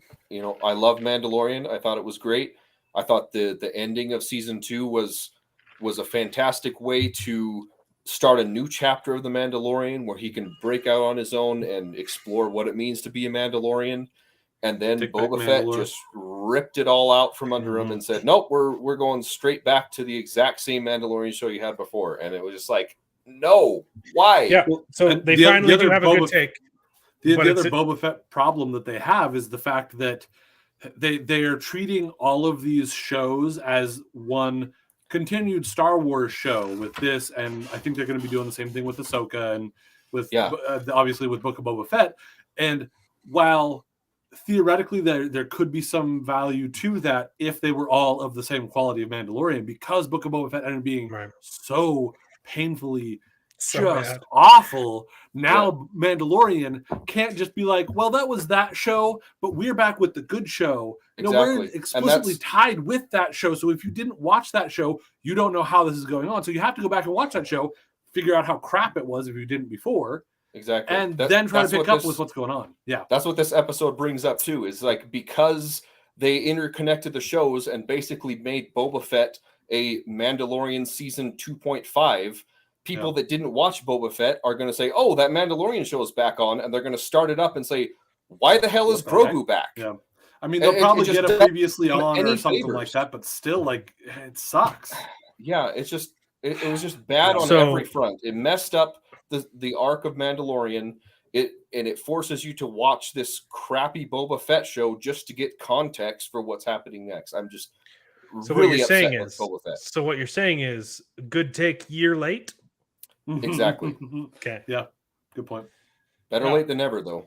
But Lucasfilm is worried about the next Star Wars movie. Apparently, because they keep on not being able to decide what it is. Yeah. Right. Well, the board had to straight up tell Lucasfilms to stop announcing movies. And then a week later, didn't they announce something? No, what happened is they leaked another project. I forgot what it was. That was just before they came out and told them don't announce anything, as there'd been a leak. I think maybe there was something about Star Wars going back to doing something on cable or something. I don't know. I didn't even look into it, but we've heard about so many projects that definitely aren't going to happen. Yes. Well, I mean, Boba Fett itself Boba Fett and Obi-Wan were both things that were like, it's a movie, no, it's a show, no, it's, and then they finally go with the show. And yeah, garbage. So Boba Fett was originally supposed to be like the second half of Solo. They were supposed to be like intertwined movies that. There's also supposed each other in the background or something. And there was supposed to be a Rian Johnson trilogy. There's supposed to be a Patty Jenkins movie, which then they watched Wonder Woman 1984 and thought, "Yikes!" And then I'm still really excited for that. In spite of 84, there's a Kevin Feige movie that's supposed to be being produced. The people from Game of Thrones were going to be working on some Old Republic stuff. That one's canceled for sure. That one's gone, yeah. And then Taika Waititi is supposed to be on board for one, and then there was another leak for. And then people saw Thor: Love and Thunder. Do we even know what the next movie is? There was that leak. I think just before they were saying it was going to be. Yeah, I don't remember. They announced another director. Well, they didn't announce another director. It was leaked that there was going to be another director working on a movie, and I forget who it was. It probably says in this article. But then they were announced told a right post- afterwards, hey, stop announcing movies until you have something in production. They announced a post-sequel movie, but yeah, like, have they made is there a movie that they've started? No, not that I'm aware of at all. They haven't started production on anything. How long has it been since Rise of Skywalker? 2019, I think. So 3 years at least. Is it really? Yes, 2019. 19? December 2019. Wow. December 3 20. years now. It's just embarrassing. Yeah, it is. I mean, granted, they've been working on the TV shows and a little bit, yeah, and Mandalorian. Mandalorian has been Apparently. successful, and Andor is good, even though no one's watching it. But everything else has just been crap. Oh, and they're taking so many of the wrong lessons. Like, I'm so frustrated that they take the wrong lesson from the failure of Solo, because they canceled what they seemed to have ideas of follow up to Solo, because they were like, that's not working. But it was a failure because of Last Jedi, and when it came out and the poor marketing and all of that, they should have tried at least one more follow up with that before they fired the guys that made Into the Spider-Verse. Yeah, I'm really curious what they were making with that, because I think it would have been really entertaining. But I still liked the Solo show, and I think that the Solo movie with what they did after replacing them, and I think it was worth continuing down that route. Like, for whatever reason, whether it was a good idea or a bad idea, whether it would have been better or worse with the guys from the from Into the Spider-Verse doing Solo, what they came out with was good, was serviceable, was enjoyable, was fine. They should have kept going on that, but they trashed that too. To answer your question, Mark Clark, I literally have no idea, and I don't. It is supposed to be a show. A show, my understanding. But who knows? It might end up being a movie. Have interest in. Yeah. It might. At this rate, they're like, "Hey, we need something on the screen. Let's make Alcalad a movie." That's one of the, and then it's going to suck even more than it was initially, because they're going to shoehorn 10-hour movie TV show into that one's that one's in the High Republic, right? It's supposed to be which I have no interest Republic, in. Like, yeah, which it's has actually failed spectacularly, and no one likes. I'm assuming it's going to talk about the rise of the Sith working in secret. Just the before. Feeling, although I'm not quite sure with what I have heard how that's going to all. That show looks terrible. That show is probably. Well, that's the thing, is they haven't come out with anything with it, but it's the thing that has been most consistently. We're going to do this, and they haven't been like, never mind. Well, it's that still and like the Ahsoka show, around. everything's been leading up to Ahsoka. Is the Ahsoka show still? I don't think they're going to do an Ahsoka show. Yeah, I think they're actually. I think they are on set with the Ahsoka show. I doubt it. Or have been. They can't not do it. She's been in Boba Fett and Mandalorian, and no one cared. She was good. I liked her. Fans were excited to see her. She didn't do much of anything. And you didn't like her episode of Mandalorian, but I liked it. I thought it was great. That was that is some of the worst fight choreography I've ever seen in my life. I agree with you there. The fight choreography with the spear was really poor. That is not enough to turn me off on it. Yeah, I still like the episode itself. I do have a little issue of the fact that they're continuing to make things that resist lightsabers and they're not super consistent. We had this problem with like Obi-Wan as well, with the way that lightsabers behave with other materials and but like I can accept that and roll with it, and I was fine with that. The fight scenes, while they may not have been great, like I bought into it. I was fine with it, and excited to see Rosario Dawson, who's beautiful, fighting as Ahsoka. I don't think she's good at action. I think she's too slow. I will say she did a great job. I bought her being an older Ahsoka, which I was really surprised by, because like watching her, there were a lot of things that they were able to do that really connected to the Ahsoka that you see in an animated show, not designed after her or anything. So.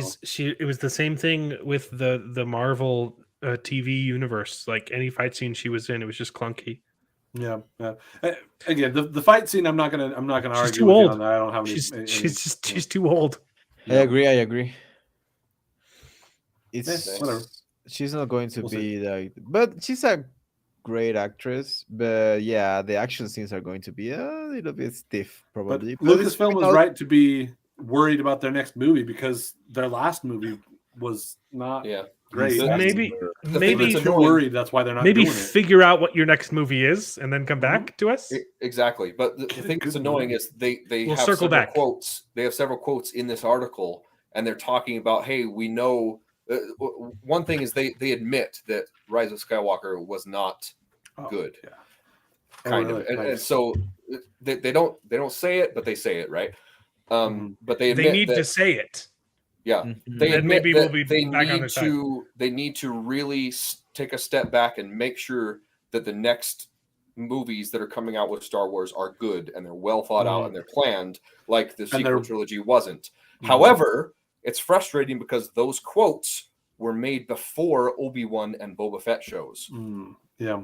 And that applies to those two. So unfortunately, they're trying better to make sure that everything makes sense. And but when they try good quality, they're trying too hard. Yeah. Yeah. Exactly. Yeah. Exactly. Yep. So. Star Wars is dead to me. So here's another one. Disney wants you to watch Andor so much that they're putting it on network TV and Hulu.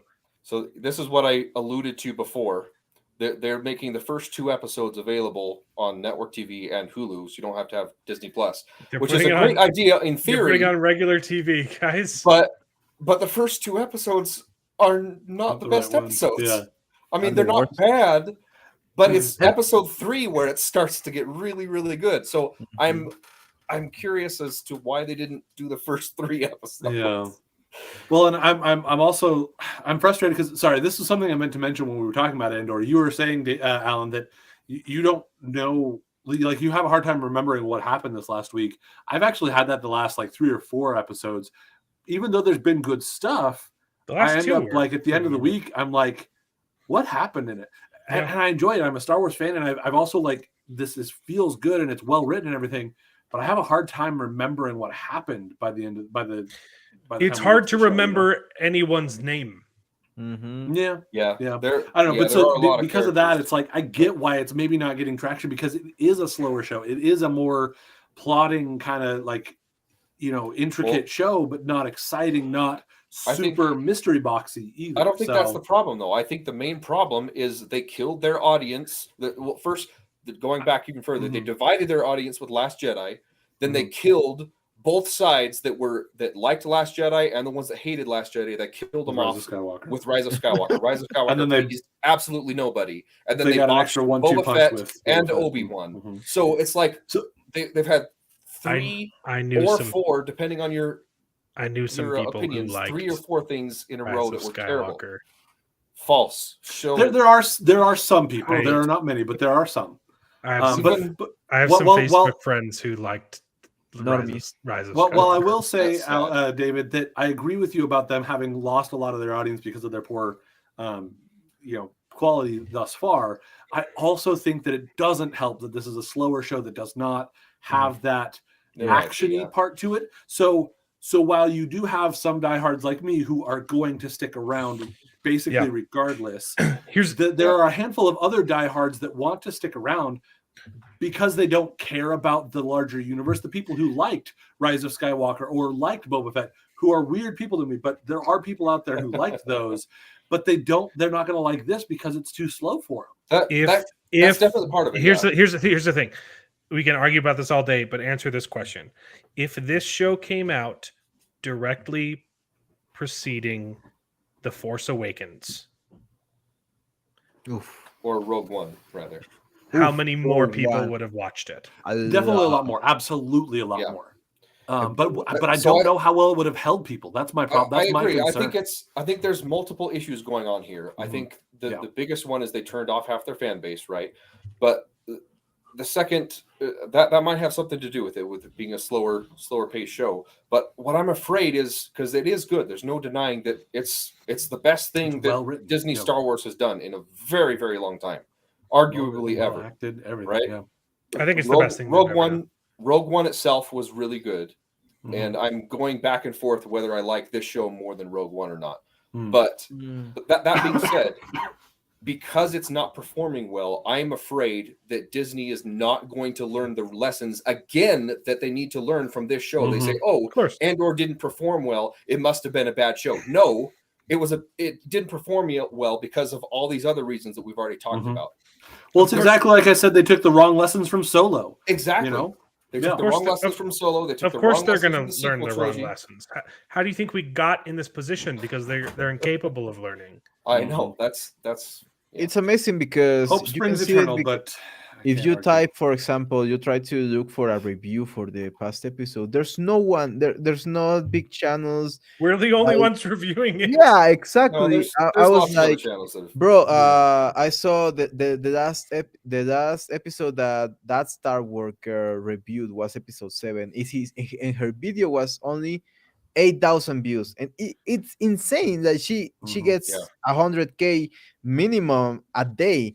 This review was 1 month old, and it was 8,000, and she stopped doing reviews from that on because no one was watching her reviews. And it makes no sense that Disney was not spending money at least trending, making the trend on YouTube at least that very same day. They didn't want to spend money on this show, which makes no sense because it's a great show, and they are going to probably spend a lot of money in Acolyte and the Ahsoka that it is. Yeah.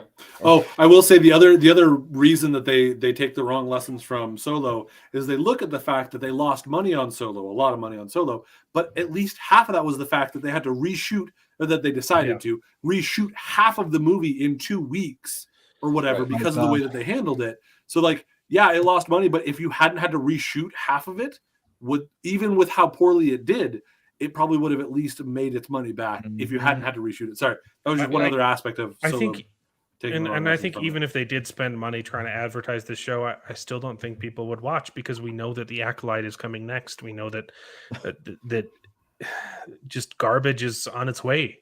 So that even if this show is fantastic, I don't. People don't care anymore. Yeah. Your fan base has grown apathetic. Yeah, and like I said, and there's no saving it.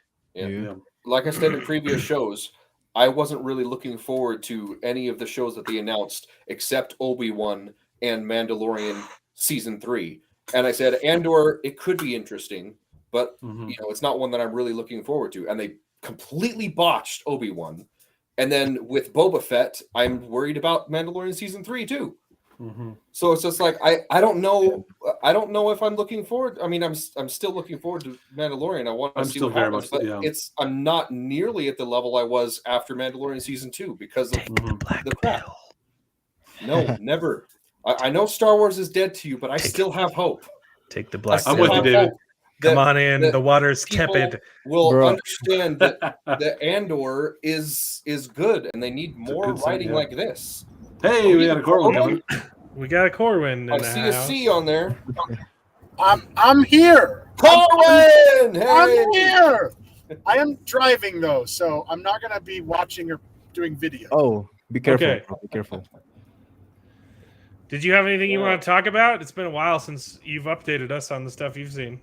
Yeah, I totally had plans on being here tonight, but I was at work and there's a whole bunch of people that decided to drive while drunk and then also drive while high. So it's been kind of busy tonight. But well, thank you for keeping the streets safe with people like that. That's super frustrating.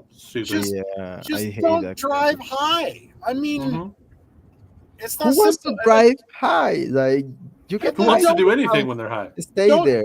Don't exactly. speed. Stay there. That's my other thing. Like, I pulled the person over for 15 over, and I smelled marijuana in the car. And next thing you know, he's in cuffs. Yeah. I don't here's like when I was a teenager, I used to speed for like a year, and then I realized how stupid it was. Yeah. Because if you actually do the math, right, and if you're driving for like 30 minutes, like going like 20 over, it's gonna save you about 2 minutes of time. Yeah. Like, it is so pointless. I speed with the flow of traffic, especially out here in California. Yeah, unless you're doing like a long. But like, yeah. But there's also a difference between like the 10 over that you can do with the flow of traffic versus the like 15, 20 miles an hour over. That's a bit much. I mean, I've gotten speeding tickets for that. Yeah, I never speeded in my life. I hate doing that. I feel that the car is one of the most dangerous machines that I don't know where I Just such saw a that, go but world. there's a phrase that says the man was not supposed to go to in that amount of speed, you know. So I always go. Yeah. It says 40 miles. It says 40 miles, not go 40 miles or something like that. I never Up here, like to do it. Up here, I Maybe want to go the speed limit, but it just always is so impractical, especially for me out yeah. here in California. And I always checking. Everyone Like, goes. it's one of the things 10 that I'm 10 over at always least. cautious of. I always have the big numbers that say, "Oh, you're going to that certain amount of speed," and I was like, It's not "Okay, worth I yeah." Yeah. Mhm. It's not worth it, guys. I'm in the same boat too. Yeah. Don't do. No, it's like what Alan said, though. I mean, realistically, it doesn't save you a lot of time. Yeah, It really doesn't. No, but it saves you from accidents, and I know that for sure because I want to knock on wood because I never had an accident in my life because I always very very careful while driving. I am afraid of getting into an accident. They are a dangerous weapon. They are a deadly weapon for sure.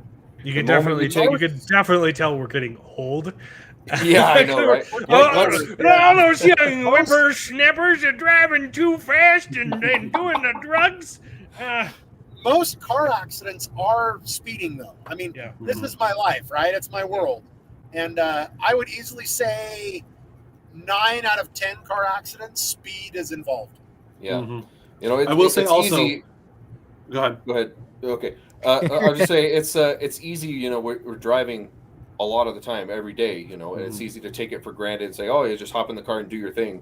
But the moment you take that for granted and just go on autopilot or speed or not pay attention to traffic signals, One advantage of working it's not from just home yourself. now. You're literally putting everyone else on the road and their lives in danger as well. I will toss out just the slightest counter example being I drive across Nevada a lot to go visit family and friends out in Utah.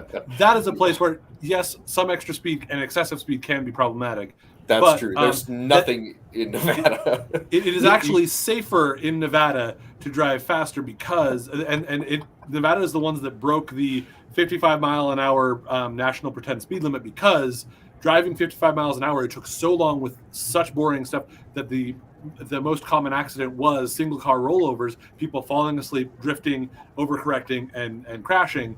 But by speeding it up, they've dramatically decreased accidents, and the amount of damage of those accidents is not much higher from my understanding from the 55 to the 80 that it is now. But that is one very isolated example compared to it in the city driving and all of that even on the freeway. But see, you're talking like a road trip, and like in a road absolutely trip, throw it on. I mean, you're going down to Vegas from Utah, or you're going to I don't know, like you were saying, from California to Arizona or over through Nevada. Throw it at 80, 85 miles an hour. Hit cruise control. There you go. You heard it from a police officer, guys. Yes. It's okay to speed if you're on a road trip. If you're 10 hours, you're going to save yourself an hour, but the difference is you're not going to be speeding in and out of traffic. You're not weaving in and out of traffic at a high rate of speed. I'm absolutely at 80, 85. If you get pulled over for speeding, you get pulled over. But as far as the problem is when people are doing 85, 90, 100 miles an hour in the city, in and out of traffic. That's absolutely stupid. And I'm 100% with you. I just wanted to give that one counter example, but I realize that's one counter example that's very different than what you've been talking about and what you've been dealing with. And I've driven that road many a times. But that road from Reno to Las Vegas is just a whole bunch of nothing but desert, flat, straight roads, and then all of a sudden there's a strip club. And then there's nothing for 45 more There's miles. a little Ailey Inn down there in Rachel, Nevada, near Area 51. God's creative juices ran out when he hit that part of the world. Yep. God just was like, you know what? I don't want to put any effort into this. How can you trust one of those strip clubs though? Because, Right? Who's going to stop in the middle of nowhere? Well, no, but who's going to be working there? Though? Right? Exactly. Yeah. Truckers pay for quality. But going back to nerd stuff. Yeah. What have you been watching? I was watching some of your guys. I was watching the show while I was in downtime between things, writing reports and stuff. Yeah. Nice. You guys kind of hit the nail on the head. I'm really enjoying Andor. I thought it was good. Yeah. It's good. I mean, I've got quirks with it, but I mean, as far as the overall appeal of it, I really like Andor. I think Andor is great. Yeah, it's just not getting enough traction, and I get that it's a little, for the few people that I think would be willing to try it out, half of them are just going to drop off because it's a little slow. I love it. It's still good, but it's a little slow in most of the best ways. But yeah.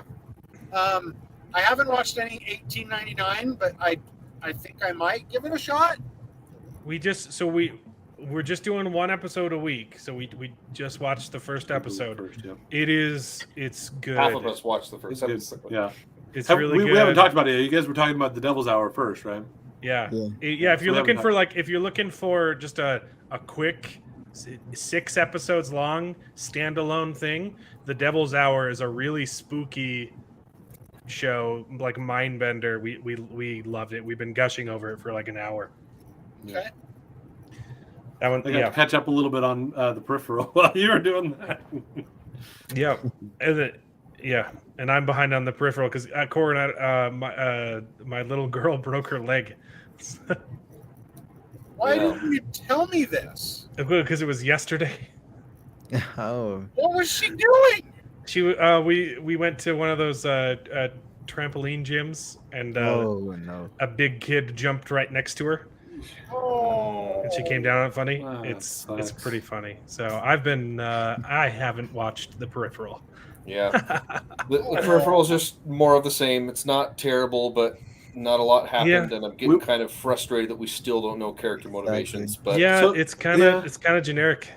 So far, what I saw of this episode, the best thing is that we got a little bit more of a hint at what sorts of things have happened in this world, that the future of us, not the 70 years in the future, but their present.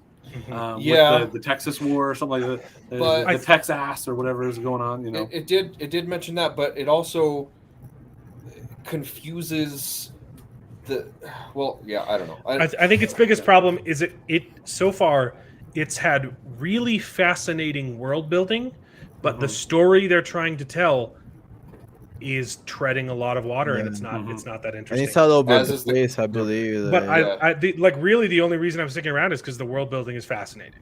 Yeah. Well, isn't it only an 8-episode series or something like that? Or I have no idea. I don't know how long it is. Oh, yeah, I'm not sure. 9.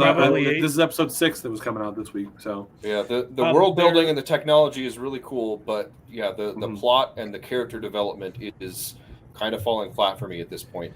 Also, there's another character that they introduce in this episode, and the character is supposed to be intimidating, and I just couldn't stop laughing at the ridiculous outfit. Is it like the main bad guy who's? I don't not know interesting at all. No, it's not the same bad girl lady that we've seen before. Would it be? It doesn't look the same, but I wonder if it's the same person because that bad girl. I'm saying, is it a similar situation where she's just completely uninteresting? Yeah. She's just weird. It's a transgender police chief lady thing, but she's wearing like this suit that's like half a kilt and half a suit jacket and half a dress. I will say it is not a kilt. It is not a kilt weird. because is it like Two-Face, like transgender down the middle? Exactly. Yes, that's what it is. It's the same material, but it's like 2 different outfits split down the middle. Is it the one that you see like a quick shot of towards the beginning of the episode? Did they do something else with them later on? Yeah, I was wondering about that. I was actually watching because that is not a kilt because kilts have pleating on the back, and women are not supposed to wear kilts. But they can wear the tartans, the patterns on skirts and things like that. One of the things, though, that at least I was wondering for a moment if there was, I haven't finished the episode, but they did refer to her with the she, even though, and she has some feminine look except shorter hair and then kind of a suit coat and a hat looking thing. So it seemed to me just like it was a she. She was a different episode interesting later. Okay. Sounds incredible. But we actually have a lot of more bad takes that we skipped. Yeah, let's keep going. Oh, shoot. This one's fun. Vulture says, "Why is it so hard to say Wakanda Forever isn't good?" Because you're Because if you say it isn't good, you're labeled a racist, maybe? Because you're afraid of being called a racist, which in turn makes you racist, because all you care about is, the race. Yeah. Race. Yep. If you can just say it's not good. What I will say is I would not say it's not good. Or sorry, I will not say that it's bad. But it wasn't as good as it could be. It just had too much it was trying to do. It got a little bit messy. And then the rest of it was kind of your standard Marvel fare. That's what's which funny. a lot of people are getting more and more upset with and bothered by, but I still am able to enjoy that.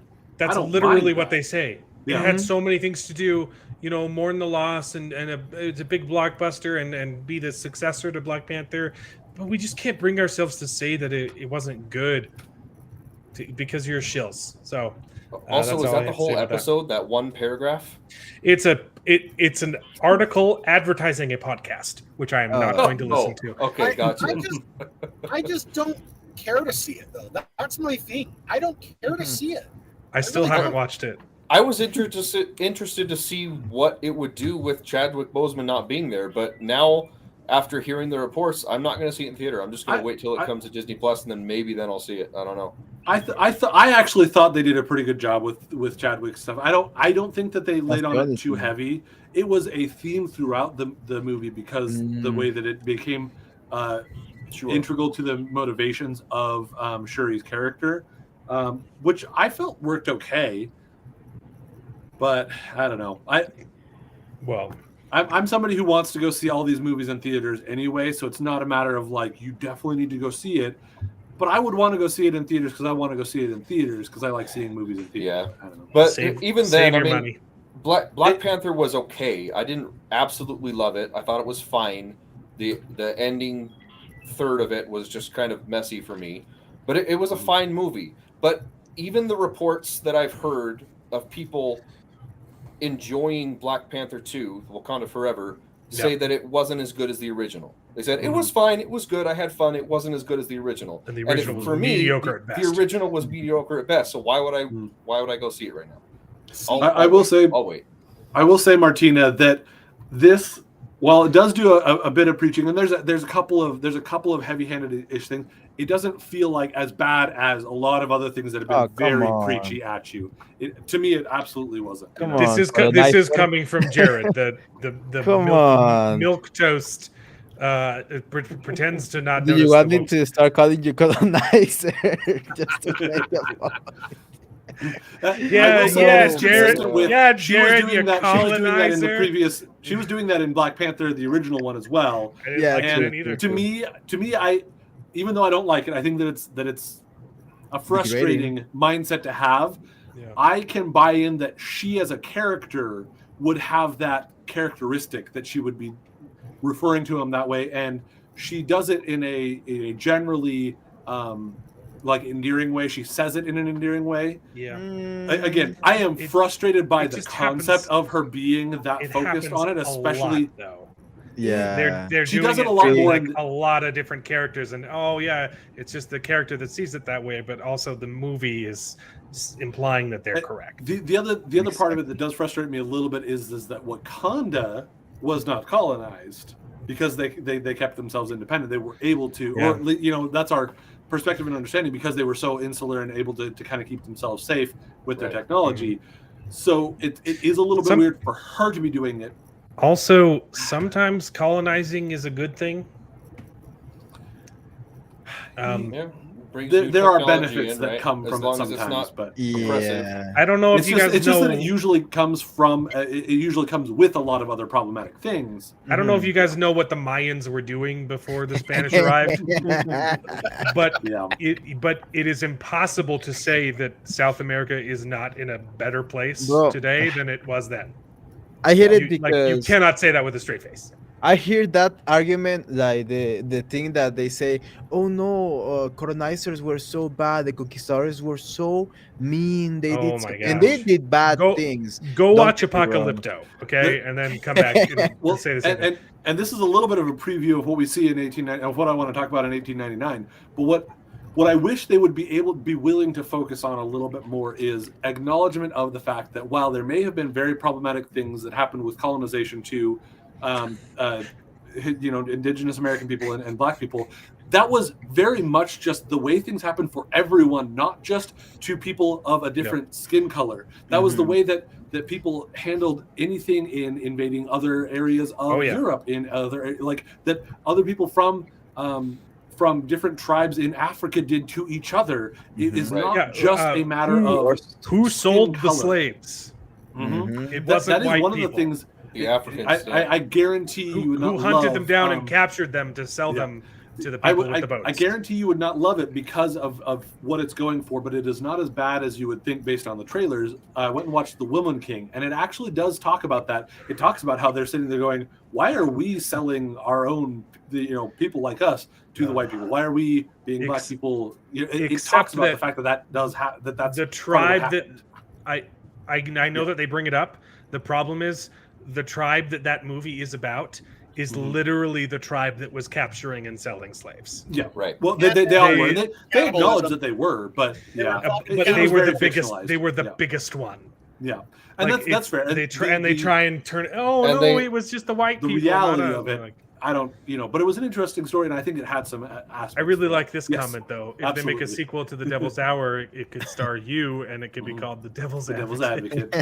Absolutely. That is absolutely. I do fill that role a lot, even when I don't necessarily. For me, I do have. Here's the other thing, too. With history, it's impossible to look back without seeing the stains.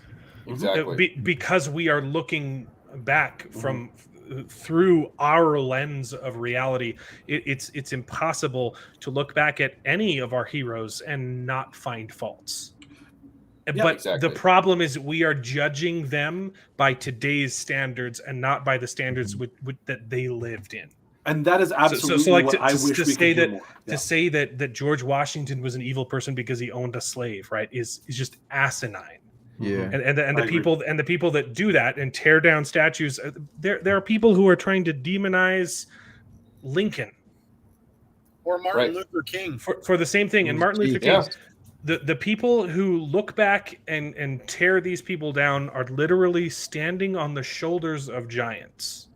They're standing on a monument that was built by people much greater than them, and looking down on them and saying, "Hey, look, I'm taller than you."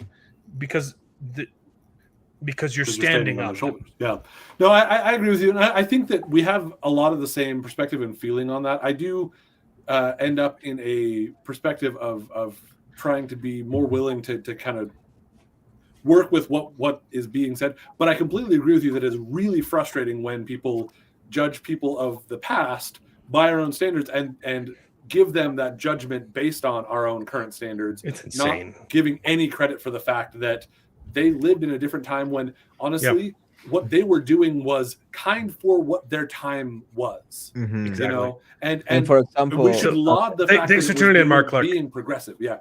See you, bro. Mark. Yeah, it's the same argument against Chris. It's the same argument against Christopher Columbus, because he did use some slavery. But that was literally the only way that he could have gotten the voyage to work, is to he's working within the system, and he was using it. He was using it to create something better.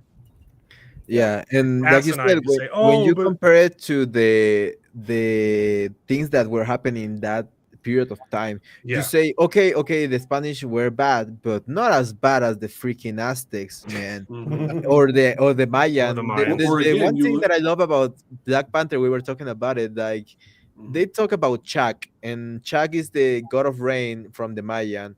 The thing that many people don't know about Chak, that the main way to make sacrifices to Chak was literally drowning virgin girls, like virgin small girls. They would pour jewelry on them, and they will make them swing in the cenotes.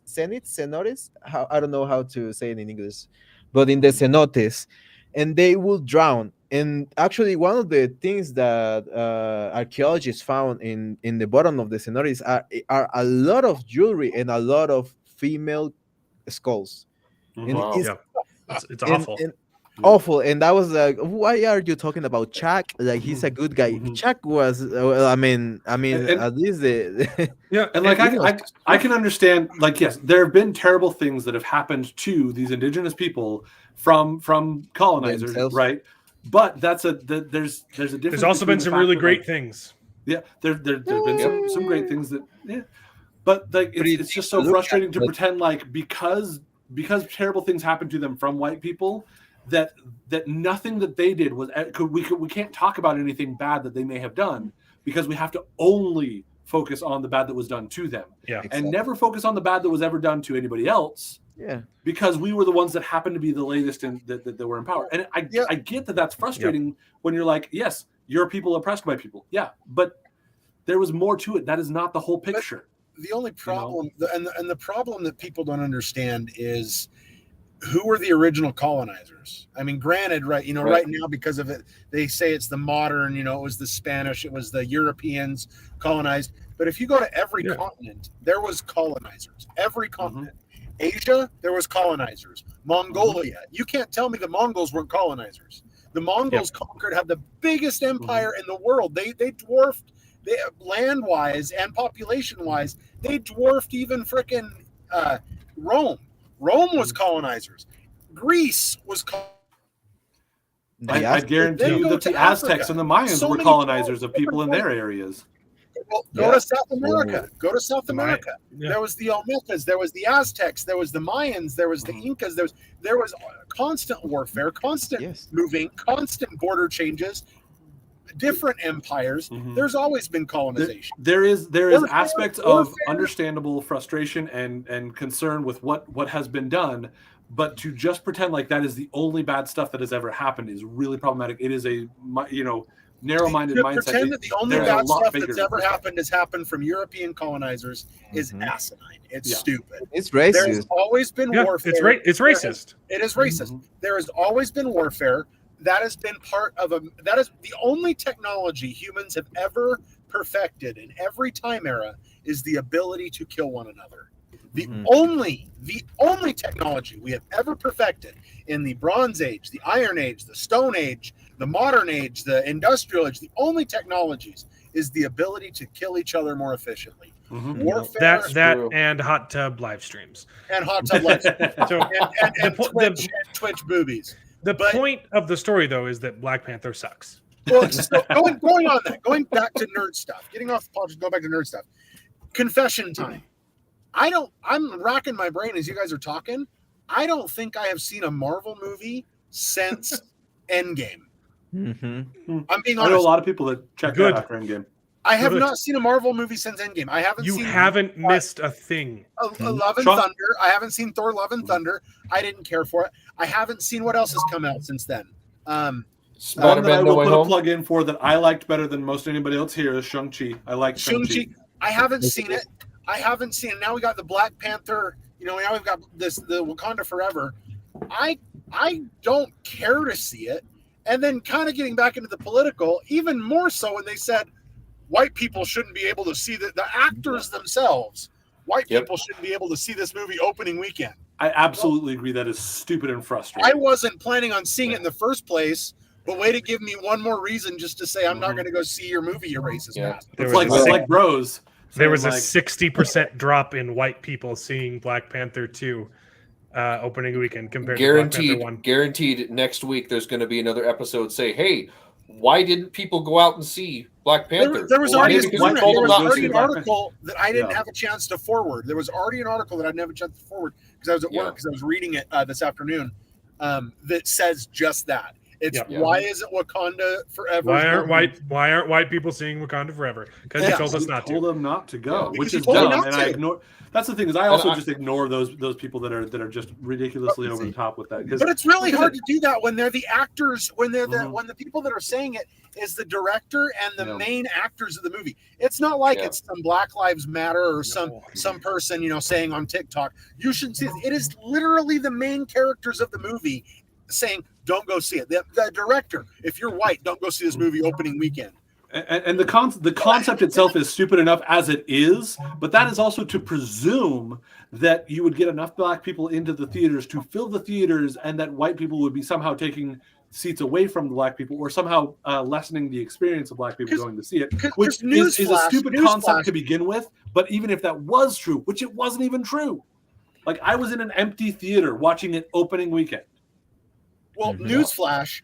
I mean, don't get me wrong, but newsflash, there's not a lot of in your Midwest and in your West states and in your Northwest. There aren't a lot of black people. There's not a lot of black people in my area, so if I decided not to go, there'd be one less person that just went. Period. I think Utah has a black population of like 2 or 3%. Like that's it. There are probably more Mexicans there. Oh, no. Absolutely. 100%. Way more Latins, way more Mexicans than black people by a long shot. Well, I think Mexicans were allowed to go see Black Panther though, because Namor was in it. Yeah, not Namor. Namor. Namor. It's not Namor. You gotta roll your R's. It's just even more reason for me not to give two craps about whatever Marvel movie is coming out. And I can get that. It is not a good thing. This is not a good thing. What do I want to call it? Seller wise, marketing wise, to be like, hey, the largest population of people in this continent don't go see this movie. Like exactly. That in and of itself is so racist. In their defense, though, they did say, buy a ticket, but give it to a black person. I wanted to rent out. Remember, I said, let's rent out an entire freaking theater, and none of us go. Yeah. Well, again, it's so frustrating because. Well, you know who else doesn't give a crap anymore? Chris Hemsworth. I saw that. Chris Hemsworth. Good. Says he has no time to work with any more mad genius directors. This comes after he learned that Alzheimer's runs in his family, and so he's thinking about life and crap. And someone, he literally said, "I'm being approached to do movies, and people tell me, oh yeah, there's this guy. He's a mad genius. You're gonna love him." He's like, and he literally, I'll say no to anyone who says that because of his experience on. Thor: Love and Thunder, and how garbage that was. Which is also really interesting because I believe after Ragnarok, he had said that Taika and Thor Ragnarok got him interested in playing Thor again. Right. Because he was trained. Taika for Love and Thunder. Because Ragnarok was pretty good. Yeah. Well, it and helped again, invigorate I think that's the character. difference between being written by Taika Waititi versus just directed by him. Exactly. Being able to add some of his Taika flavor to another otherwise good story, it's a shame because there are I like a lot of Taika Waititi stuff, but nothing he's done recently is any good. But yeah, Chris Hemsworth is kind of based. So yeah, he's getting baser by the minute. Yeah, I believe. I think that's happening a lot. Chris Pratt more levels of base. I think people are slowly people are realizing that it's stupid, and you are only canceled if you let yourself be canceled. Exactly. So, it's not only stupid; it's probably was embarrassing and disrespectful and almost awkward to record. I can't even imagine being Chris Hemsworth on set. Oh my god, those scenes during filming this movie. Literally every scene he's in, he's just treated as a joke. Yeah, he's. And he's the only one who put work into the role. Look at his arms. His arms are the size of my inner leg of my thighs. Okay? You can fit my head on that shit. That man is so ripped. Yeah. And then you look at Natalie Portman, who didn't put anything into the role. I think she put. I know they augmented her, but like on screen, she was so. Nah, she didn't put anything. She looked her so acting, weak. but I mean, she put in a lot of effort for getting. No, everyone was saying her muscles were all CGI, dude. Everyone not all was saying. CGI. I mean, I saw other like non movie aspects of her that she got ripped reasonably well. I know she got CGI'd extra, but everyone was saying that she was just a bored to hang around. Like she was just doing it for the paycheck, and it was apparent. There were times where she was good when the whole thing about the cancer and stuff. But Yeah, those are good beyond moments. that, those were great moments. But they were managed so badly and so sporadically in the whole movie. They lost their their impactfulness. When you make just 1 second later, you make a joke about this about Thor, and it's like, you dude, Thor has been one of the most um heartwarming buddies of the Avengers. He was always there for his buddies. That's the thing about Thor, and they get rid of it. They make him a narcissist, basically the butt of a joke, a dumb narcissist. That's one I of the hated worst. I hated what they did to him in Endgame, but this was way worse. I didn't mind Infinity it in Wars was Endgame, great. but Infinity this one Wars, was way, in Infinity Wars, he was He was awesome. so good in Infinity the War. movie. He Yes. stole the whole thing with Tyrion. Well, he's not Tyrion, but I will call him Tyrion. Space guy, dwarf. This Space is gigant Tyrion. this is where my nerdiness comes out when it comes to Natalie Portman. Though I have a soft spot for her because absolutely, 100%. she is so hot. I'm sorry, Yes. she is. This for the nerd, married man, happily married man. Mhm. She is smoking hot. Preach, brother, preach. She always has been. Always She looks like she gotta eat something. And like- even when she was in poor roles, like in the prequels and in something like this, I still really enjoy her. Not just because I find her attractive. She's still interesting good to watch, actress. even when she's bland. Yeah, she's a good Even when actress. she shaved off all of her hair for for Vendetta, I was like, Still oh hot. man, Still hot. No, that's Exactly. a deal. That's a deal breaker for me. No, normally also it would on be. that- also Normally that- it would be, but for No. some Kiara reason, I was Knightley. like, I No. was Kiara until she No, went. God made woman with long hair. Sorry. Until I agree Kiara with you, Knightley bro, went but- bulimic I mean, also men, but or anorexic or whatever her problem was, like Pirates of the Caribbean 1, Kiara Knightley. Yeah. Oh, yeah. Why are we talking about Keira Knightley now? What's this? There's a connection. She was a double for she was her. the double for Black Oh Swan my or whatever. gosh. All right. you for simps. I think And Black episode Swan. 1 and episode 2. Okay, well, you Um, guys are sounding a lot like the people who are And still she trying was- to She was so justify good at She-Hulk. it that when they were in costumes, their own mothers couldn't tell them apart. Who was Kiara and who was Natalie? They couldn't Well, tell them apart. Well, if Yeah, she was they- that they're often generic, compared. you couldn't tell her apart from a But- different woman. Doesn't sound that special to me. You guys sound like Oh, the people there's who are limitations still. of You listening guys to sound me. like the people who are still shilling for the She-Hulk TV show because My God. because Daredevil's costume in She-Hulk was actually his original look. Guys, we've talked about this before, but I did more research this time. Yes, technically, the first time Daredevil appeared in comics, he had a yellow suit. Who wants to take a guess at how many issues that lasted? Because everyone hated it. 1. 5. Oh, It lasted 5 issues. Oh, that's how this. And that those are like the small comics, right? Oh. It's like 10 pages long. Okay. It lasted 5 issues, and then they changed it because it looked ridiculous. Even so, this looks way better than what they did in the show. Yeah. Yeah. Yeah. It In doesn't fact, even the, look the where it's first like, time, you can- the first time that Even they this showed looks Daredevil, better. Looks better. The first time that they I don't know showed about that. Daredevil in the I mean, it dark, looks like old school. I didn't think it was that bad. But then when superhero we saw thing, him yeah. again in the sunlight, I'm like, oh wow, that's terrible. Like Yeah, that doesn't look too bad. But when they show I- him again, it's god awful. And I'm hoping that they'll probably ruin it, but I'm hoping this is just a one-off for She-Hulk, and he'll be back in his iconic red outfit And later. But I will even be okay with them having him in She-Hulk in this original costume reference, as long as they don't keep it going. Because if it is Exactly. just a one-off little reference, it looks kind of dumb, but that's fine. We'll make a joke about it, and then we move on and keep him looking cool. I'm not mad about that.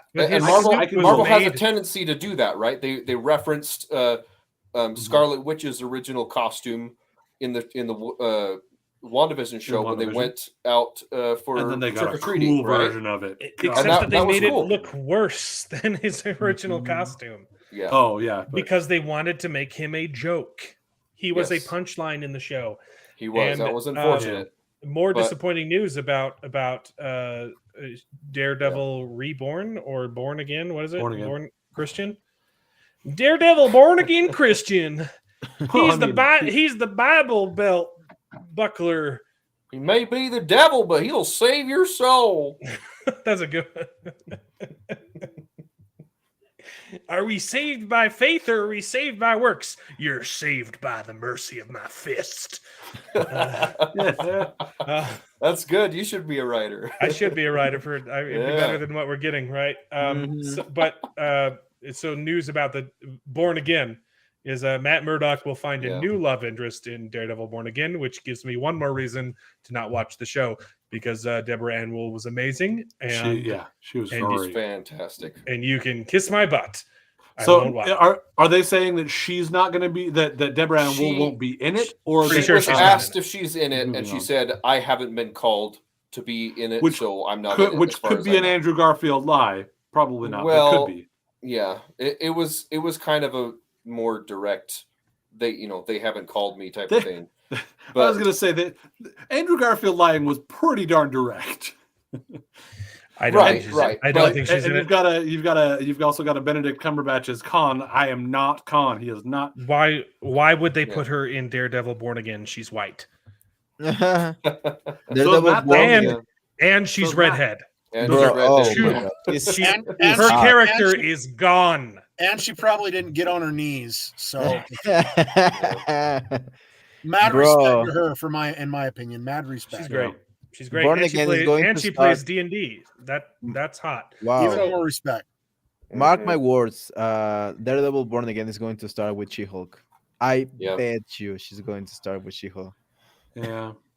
Probably. I'm not looking forward to it at all because no one's going to watch it after She-Hulk comes in Daredevil Born Again. Everyone's doing nope. Do you know if they got any of the team from the Netflix show involved with Born Again? No clue. Only D'Onofrio. Mm-hmm. Well, and what I meant by that is like writing. They've already neutered his character, like show running or anything like that. I doubt it. No. Why would they want anyone involved in the show? Mm-hmm. Well, why would they want that? Because the Netflix show was really well done. Exactly. Yeah, but Disney Plus doesn't like making well done TV shows.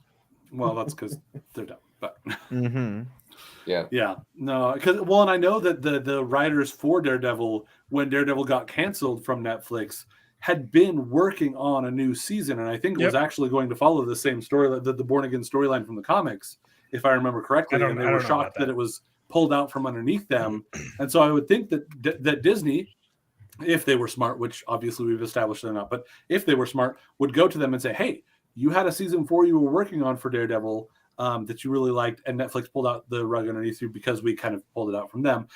Come over here and work for us now. We'll let you do it." That's what they should.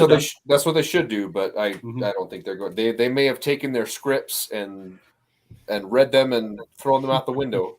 But yes, I forgot to bring this up, but you guys want to see the numbers for Black Panther? Oh yeah. So opening weekend was pretty good. 181. The best showing in November. Yeah, Monday, 70% drop. Ooh, and then it did better. And then it on the weekend it picked back up. But that's compared to these numbers, right? This is directly. We're not. Did you say 70% drop from weekend 1 to weekend 2, or just till Monday? Because Monday drop off doesn't matter. But right, you're not seeing this. Now there you go.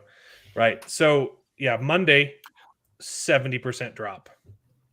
Well, yeah, because that's a Monday. That's yeah, not the weekend anymore. And then it drops more and more, and then the weekend picks back up. But compared to the last weekend, compared to last weekend, it's still a 70%. 80%. That is bad. That's the bad one. 80. That's awful. Yeah. That is really averaged together. It was 63% drop. We'll see if it'll be interesting to see what it does this next weekend, which is Thanksgiving. It's going to die. Next weekend is going to die. Yeah, that's what I think they were planning on, was giving it a couple weeks into Thanksgiving and hoping people will hit Thanksgiving on it. But yeah, we'll see. It's not good. You guys also mentioned the Nielsen ratings for House of the Dragon and Rings of Power. Want to guess how misleading this headline is? House of the Dragon finale Nielsen ratings fall short of Rings of Power. Is it then they comparing immediately have to Rings of correct it. Power to the original release. Watch. Premiere House of the Dragon fell short of Rings of Power streaming numbers during the week of its finale. With a major asterisk. What's the asterisk? Do you want to know how big this asterisk is? Because every sentence it will get worse. Okay, so it started off. Right, they claim that 25 million people saw the TV show, and HBO claims that 10 million people saw House of the Dragon. Okay, that's episode probably 1, correct. Premiered. That's probably correct. Okay, Rings of by Power the end, was 25. By the end, Amazon stopped reporting these numbers, so all we have are the Nielsen ratings. Rings of Power got, so it's not views, it's hours viewed.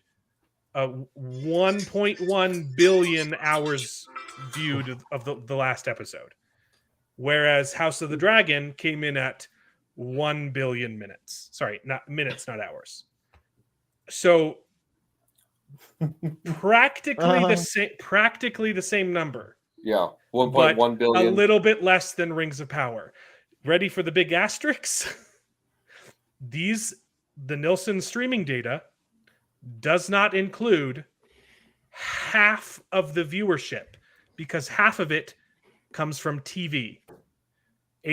House of the Dragon was simultaneously being put on network HBO television. Max and on HBO. So we didn't report the actual numbers. So double it, because it's about half. Okay, they've compared their numbers. It's about half their viewership comes from HBO Max. So double that number. Also, crucial is that the Prime Video series dropped episodes on Thursday, whereas Game of Thrones came out Sunday night and only had a few hours to get the exact same number as Rings of Power before the ratings for the week closed. Oh my gosh. House of the Dragon accomplished in 2 hours what Rings of Power couldn't do in 4 days. Wow. Ouch. I call that a big asterisk. Well, it says major asterisk, so basically, yes. In the subtitle. The title of this is House of the Dragon sucked, Rings of Power was great. I mean, money. Wow. That's so misleading. Follow the rich white guy, follow the money trail. Yep. That's probably like the title should be House of the Dragon catches up with or outperforms Rings of Power in 2 hours. Yeah. That's pisses so me ridiculous. Well, all I know is that it's the 20th, and the new episode of Rick and Morty comes out tonight. I'm happy. I've heard it's another incest episode, though.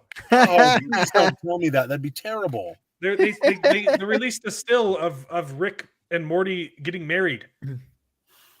Oh, I know there. So they had a little trailer for it, and they're trying to like trick the computer or something. I'm just saying, at some point, as long as you referenced incest a little too much. Yeah, as long as it doesn't go much beyond that, because honestly, the only episodes really of Rick and Morty I haven't enjoyed have been that. The one with the two Beths was just dumb. It's so gross. Yeah, the one episode of the gigantic sperm and egg, that was terrible. And then the two Beths was just like, what are you doing? It's just I think someone's got an unhealthy fetish and is writing for Rick and Morty, and I'm not enjoying it as much. They need to stop. Yes, again. My computer is saying it's at 1%. I'm going to log off, gentlemen. I appreciate it. Thanks for letting me join. Thanks for tuning in. Yep. Yeah, thanks for joining. Nice to see you again. See you. Peace. Yep. You too. The Rings of Power producer somehow doesn't think the show is a prequel. Well, that actually checks out because there's no way that the events of Rings of Power could ever lead to the Lord of the Rings. Yep. Not at all. I'll bet you he's playing with all sorts of weird semantics of like, oh, it's its own story that just happens to be happening beforehand, as opposed to a accidentally got it correct. Right. Yeah. That's such a dumb thought process. Like, you're correct. Fine, what you're saying is what they're saying. Yeah. And it's stupid. But also they accidentally said the right thing, which is this has nothing to do with the Lord of the Rings. So next article. So the only way that could be possible is if this somehow happens after everything, and this is all just a fever dream of Galadriel, who's thinking back on her life and wishing that her husband was dead and she had a fetish. Oh man, I really wish I banged Sauron instead. That's the only way in which it's not a prequel. Shut up! You're making a prequel series. Yeah. Well, that's the whole it's so point frustrating of your thing. Because there's such a anytime there is any IP and that people are talking about oh it's a prequel for this, even if there is no connection between the stories anytime that it comes before. So that people are complaining about how many prequels there are just because there's a story that may be set prior to. Like people will be talking about all the old High Republic stuff, it's a prequel to why are we always doing prequels to Star Wars stuff even if the story's not connected. So this is just stupid. I don't know. But did you guys know that you can do anything you want in this game? Oh, that's interesting. I never played this game. It's raid. Oh my god. I've never played this game. It's Raid Shadow Legends? I know this has nothing to do with Raid Shadow Legends. That's you hilarious. Literally cannot do anything that you want. It's an AFK dungeon. It's okay. So David, you sent me this one and you said there was a grammatical error, but I think they might have fixed it because I didn't read it, but I didn't see anything wrong with the title. But Millie Gibson is Doctor Who's new companion. Right. So it's Doctor Who's new companion. It's like those It articles you were sending. Oh, so Millie Gibson is Doctor Who's. It's Doctor Who's. It doesn't new work. Companion. It just. It really doesn't work. I thought you were gonna roll with it, bro. I still can't make myself say it wrong. So you do it. Millie Gibson is Doctor Who's new companion. It really does not work. Correct. It doesn't. I'm sorry, but it does not work the way your It articles worked, Alan. My It articles were hilarious and they totally worked. Maybe the first couple might have worked. It went on for too long, granted, but the first two worked really well. Yeah. This is the promotional image that they released. Yeah, I don't know. I am not excited for Doctor Who. Is this his outfit for the show? Hope not. I think it's just the actors. But if you're taking a promotional image in front of the TARDIS, exactly, why would you not have him in costume? Because they don't want to. And if he is in costume, what the hell? Yeah, he looks fresh as hell. Let me tell you that. Fresh. That girl is at least pretty, but she's not. She doesn't look like a great actress. She doesn't look like a deep character. She looks like a TikTok star. She looks like a bimbo. Yeah. Where is she from? Is she from TikTok? I have no idea. I bet you she's from TikTok. I wouldn't be surprised, but I'm gonna Google it. But I'm not gonna Google it on this window because something gross might come up. Instagram. She's from Instagram. She's an Instagram model. Close. Basically. It counts. Basically, it's the same. You can hope that maybe she's going to be a good actor, despite all the signs pointing to the likelihood. She's been in two things. No. If she started on Instagram, she's now on TikTok. So, but that's the same with Nikuti. Anything before he was.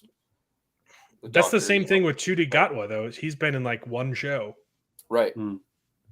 Yeah. Unknown actors can turn out fine. Show or something like that. I don't know. Could be. He doesn't look like a bad actor, but she looks empty, like a void. Yeah, he also doesn't look like the Doctor. Right. Mm-hmm. What is the Doctor? He just doesn't. Maybe he looks like a doctor. He looks like a doctor. El Doctor. El doctor quién? It's because he grew up seeing Doctor, so he's. Yeah. But it's, this next one's real funny. John Leguizamo calls out the unfortunate casting of Chris Pratt in Super Mario Brothers. He calls it backwards casting. So because the movie that John Leguizamo was in 1993, the live action Super Mario Brothers movie, which everyone loved. That movie was breaking boundaries, and it's really weird that they would go backwards and not cast another actor of color. Like Bob Hoskins? So, or again, like Mario's Italian dude is not. Mario's Italian, and so is John Leguizamo. No, he's Cuban, right? Yeah, I think it's Colombian. Okay. I know he So played he's not Cuban, even Italian. No, yeah. Why would Never you mind. cast someone played of a color as an Italian? Yep. The closest I can get to that is that basically person of color has been used to refer to basically anybody who is not Anglican. Italian is white. Yeah, I think they have like 80% white, something crazy like that. We're just reverting to what we see in 1899, where there's that racism between a bunch of other white people too. Which, yeah, it wasn't always just about skin color. Because he is Latin. Okay. Because he was Latin. I'm sorry. How was Leguizamo Latin? It was his daddy. Is his mom Latin and his dad is Italian? Maybe so he's Argentinian. half Latin. So he's half Latin. Exactly. A full Latin. And so he's upset that they didn't cast a black person as Mario. Again, he for them to go backwards and not cast another actor of color kind of sucks. This is racist. Yep. If all you care about is the color of the person's skin and not the content of their voice acting, you are a racist. Yeah. That being said, though, I'm still not sure about the casting of Chris Pratt as Mario. I agree. I like, but not on this point. Yeah, the trailer was fun. I liked the trailer was fine, but Chris Pratt his voice was. He didn't sound like Mario. I don't know. We got two lines though, and so you don't, I don't know. You don't have to, exactly. you don't have to go the stereotypical Italian. It's the me. I don't think you should go with that. I think that would be bad over the course of the entire movie. Would have been hilarious. That would have been more outrage if Chris Pratt had done that. But I don't know. I thought Jack Black's voice was fine. I thought the this movie is hilarious though. That movie is hilarious. It's have you read so bad? It's so bad. It's not a good movie, but it's such a good time. So the director of the 1993 Mario movie, his inspiration for why he made it so weird is, and he's explained this in an interview, is he wasn't making a movie based on the game. He was making a movie that was a historical fiction in the multiverse universe of our world, where the events that happened in the movie would have eventually been adapted into the Mario game. No way. So I imagine Pompeii happens. Yeah. And hundreds of years later, we decide to make a video game about the events of Pompeii, and that video game ends up being the Super Mario Brothers. Yeah. Mm-hmm. So he wanted to create that event that would. That's so dumb. That is very dumb, but I actually see the through line there. When you look at it through that lens, it kind of makes sense. Yeah, it kind of works. I mean, that's a weird idea, but it works as that idea. Yeah. I need to watch the movie again. It's so much fun. Yeah, I don't know if I have a copy of it anymore. I know our parents do. I don't remember if it's on DVD or VHS though. It was such a long time ago. It's on. We had it on DVD. It was one of We those had a old DVD? like cardboard. You're right. Yes, the DVD stupid flap with the card. Yeah. DVDs. But we've also got another based boy in Hollywood now. It's not just Chris Hemsworth, because Brendan Fraser has said that he will not be attending the Golden Globes if he's nominated because his mother didn't raise no hypocrite. Ooh. Very good. Nice. This being because he was sexually harassed by the Golden Globes guy. And that was one of the reasons why he left acting, actually. Nice. So even if he's invited back, he says no because he has balls. Oof. Props to you, my man. That were fondled by the creator of the Golden Globes.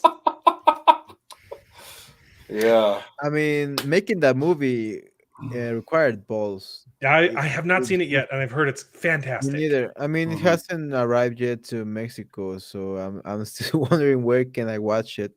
Probably in some offshore side, but yeah, that movie looks awesome, and he was pretty damaged by that whole thing about the Golden Globes. You could see that's why he's been gone for so long. Yeah, exactly, and you could see when he speaks about it, you can see how it impacted his life, and it's great to see him again. He was one of my my heroes growing up. He was absolutely George in the jungle, George in the Jungle, the Mummy movies, the Mummy movies, and his couple episodes in Scrubs. Oh, beautiful! I forgot he was in Scrubs. So good. Jordan's brother. But y'all are forgetting about Blast from the Past. That's a good one too. and Encino Man, which is the same movie. I don't think I've seen that one. He starred in both. I haven't seen either, actually. So. Huh. Blast from the Past is good. It wasn't very critically received. Oh, I love that movie. It's so good. It's hilarious. But Brendan Fraser is freaking awesome. We are super excited that he's back, and make The Mummy 4 just retcon number 3, please. Yes, please, pretty please. Yeah, so just make Mummy 3. Mm-hmm. You can call it, and I never say this, you can call it The Mummy 3D. Or Mummy Resurrection, or any other cliche title. I don't care. I love Brendan Fraser. I would love to see him back. Yeah, although if they make another Mummy, I hope they get the original Eve. We've talked Jacob, about this I hope you didn't hurt yourself falling off. So what'd you say? I said I hope Jacob didn't hurt himself. He fell off somewhere. Oh yeah, he had to leave, but he's back. I know. We got Jacob back. Hey, Jacob. Yeah, that's the end of the bad and a lot of good takes actually. But yeah. Late, but good takes. Yeah. So I mean, you guys can talk about the Peripheral. I guess I haven't seen it, but it sounds like there wasn't a whole lot to talk about. No, like I said, it wasn't bad. It was just more of the same. Some stuff happened. They introduced the last couple episodes have been that way. Yeah, they introduced a character that's supposed to be intimidating and is just not intimidating. It worked last time with the assassin guy. The assassin guy was good. I like him a lot. Yes. We get a little bit more with him, or at least I'm in a scene where we're getting a little bit more with him. He has a scene back in this episode. He only appears in one scene. Okay. I didn't like it that much. He was so cliche. Well, part of it was good, but there's also a thing with electricity and physics that doesn't make sense. That's not how it works. Exactly. Yeah, but it's the future, David. No, it's the present. That's not how electricity works. They're trying to play it like, yes. All right, I'm going to spoil it for you because you're an idiot. But it's the future, David. This guy's got a shock collar on, right? And so he's being zapped by the shock collar. In order to pause. Future shock collar. Go. Okay, so in order to escape this shock collar, he breaks this aquarium and floods the whole thing with water, and then he grabs this lady's leg who has the shocking thing, and it shocks her too because he's holding on to her. But the thing is, the diodes are right here. Electricity always takes the path of least resistance. It would not shock her. It would just shock him. It would just. She might. It's not like it was designed to be different because it's future tech. That's right. Did it show how him electricity works? Did it show him not getting shocked? No, they both got shocked. Both of them. He broke the aquarium, so there was water everywhere, and then he grabbed her, and she did the shock collar, and they both got shocked. It's like that's not how electricity works. I'm sorry. Well, with the water, the water might have changed. It might. It is highly unlikely. Mm-hmm. Right. But you're forgetting that it's a future shock collar. So also, electricity works completely different here. Electricity works differently in the future. Okay. In the stub. Noted. Yeah, this is a stub. Okay, it's not the real world. For example, and you are going to probably agree with me with this one. The first scene is the very same scene that they basically showed us in the last episode when Alita is talking to his her girlfriend, and she's like, "Oh, we had this war, and the drift and whatever." And they show the actual scene, where this guy, and it's even dumber than that. This guy just goes for a puppy and gets maimed by that. Although it was cool because it didn't show who was the character that ran out there in the first place, so we got that connection. But yeah, but we've gotten a lot of that. Kind of dumb. Exactly. We've gotten a lot of that connection from the previous time because they were talking about Connor having, and obviously he's one with a lot of damage, and so you see like you knew that something had happened, and to be able to finish putting those together, it was maybe a little unnecessary, but I was down with it. It was nice to see Connor being able to do some more and seeing them. But this episode got a little bit preachy, when the black guy is talking to the other black guy, basically saying, "Oh, if you put yourselves in my shoes and you think about it, you're going to hate yourself and you're going to help me get to the peripheral," basically. But he's guilt tripping the guy into that. But it's like, mate, what were you expecting to? You went after a dog in a war, and you get maimed in a war. I mean, that happens. Well, many people has to deal with that, and he's also not mad about getting maimed. He just doesn't like the fact that he is maimed. But he's not like, "How dare you guys let me get maimed" or anything like that. He knew the decision he made. You kind of feel like he is, because he was more like, "How dare you not let me live out this fantasy in this virtual reality world?" Yeah, exactly. Yeah. But the problem is he doesn't. The other character, the main character guy, he doesn't do enough to, explain to him that that's no way of living. He's just like, "Hey, I don't want you to do that. That's a stupid thing that you should do. I don't know why you want to do this so badly." Well, obviously you know why he wants to do this so badly. Yeah.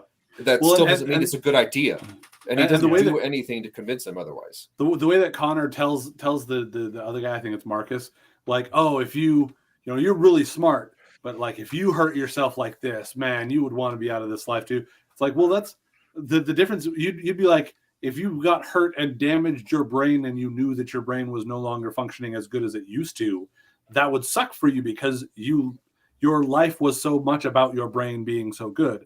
My life was about me being good with my body, and now my body is damaged and I can't do it. That would have been a much more effective comparison for him to tell Marcus of the exactly. This scrawny little guy, this scrawny guy was not doing anything with his body anyway. So I also think that leg, another leg lost. There was also a little bit of a weird thing with in the previous episode, in one of the previous episodes, Connor was like, "Yeah, there was this dude that pitied me one time and I beat the crap out of him." And he told Burton, like, "You better not be pitying me." And Burton's like, "I'm not really, I kind of am, but not really. So it's cool, dude." And then this guy comes in basically fulfilling that same pity role. And he kind of gets a little bit like, are you here to help me? Because I'm too tough to get help. And then doesn't actually get mad and lets him help him. Mm-hmm.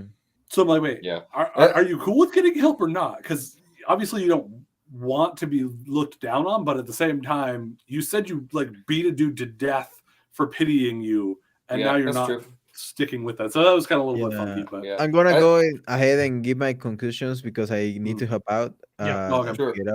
I need to go to sleep. But yeah, my conclusion from that episode is again, the technology was really cool.